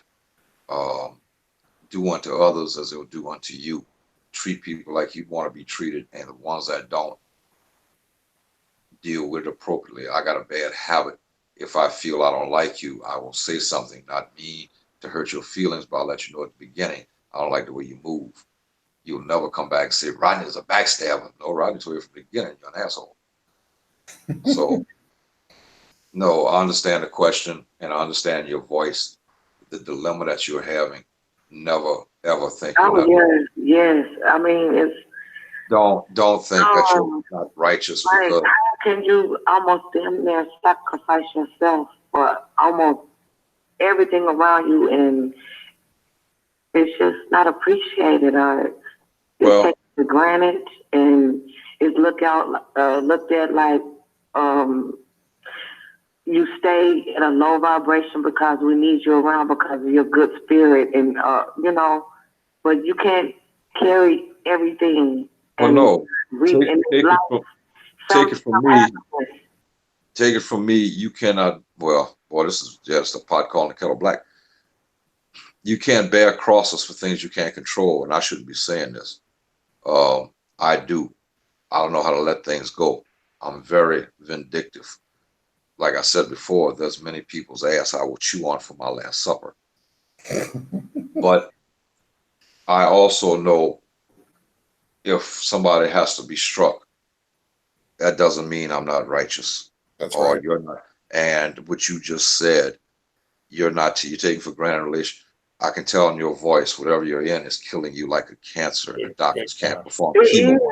I swear. I don't know how you could tell, but your voice. It's almost running me empty. I don't even want to eat. No, losing weight. My parents are going through things, and I'm carrying that weight at work. Bad relationship. It's like bad all around. I'm still trying to stay happy, but inside, it is a murder scene. Yeah, well, I'm sorry. Go ahead. I tell a lot of people that say this, refer to Smokey Robinson as Tears of a Clown. and listen to what he's saying in the lyrics. It may be a song, but you put the face on of smiling and everything, but inside you're dying. That's right. It's eating you up like a cancer. This is not spiritual. This is clinical. If you can make a break, walk away. Walk away. Your sanity is the most, because when you crack, these people won't be there for you. That's right. And take it from me, you bear crosses that you don't need to bear. You're going to go to the grave with that. Yeah. You got to learn sometimes to just say no. You can't please everybody. Can't make everybody happy. That's the problem. No. People mistake your kindness for weakness, and that's when they walk over you. And it's the old saying, no good deed goes unturned. Well, I don't know who came up with that, and that sucks. Yeah, you can't. You got to take care of yourself. That's like Bokor saying, your sanity is important. In your voice, what you're going through, if you can break, you start off slow. You cut off the end. You cut off and you work your way to the head. You can't cut the tail of the snake off because the head will turn and strike. You work your way up the food chain and you leave. And I'm telling you, when you leave, it's like being reborn again. Mm-hmm. And if you stay, it will bring you down like a cancer. Destroy you. That's correct. Thank you so much. That's all right, Didi. You good? I'm good. Thank you. All right. Well, you got our emails. You need to contact us. Oh, yeah, I got you. All right? Okay. All right. Thank you. Cool. All right. Hate to end it on that somber note, but that was good advice. Again, Bokor, I'll be in touch with you. I appreciate everything you do. You guys know where to contact Brother Rodney, Bokor Rodney Coleman on YouTube. Just go to his YouTube page. He's got all his contact info there in the description boxes, his email, his phone number. And just don't mind the last one, because I didn't realize the phones were that loud. That's all right. All right. We appreciate it. You know where to contact me. You know where the channels. We'll be back on Tuesday night. My email's in the description box. I appreciate everybody that called in, the questions. We'll get Bokor back on and we will pick up this conversation. And Rodney, I'll be in touch. All right, brother? I appreciate it. I appreciate you, man. Okay, man. All right, peace.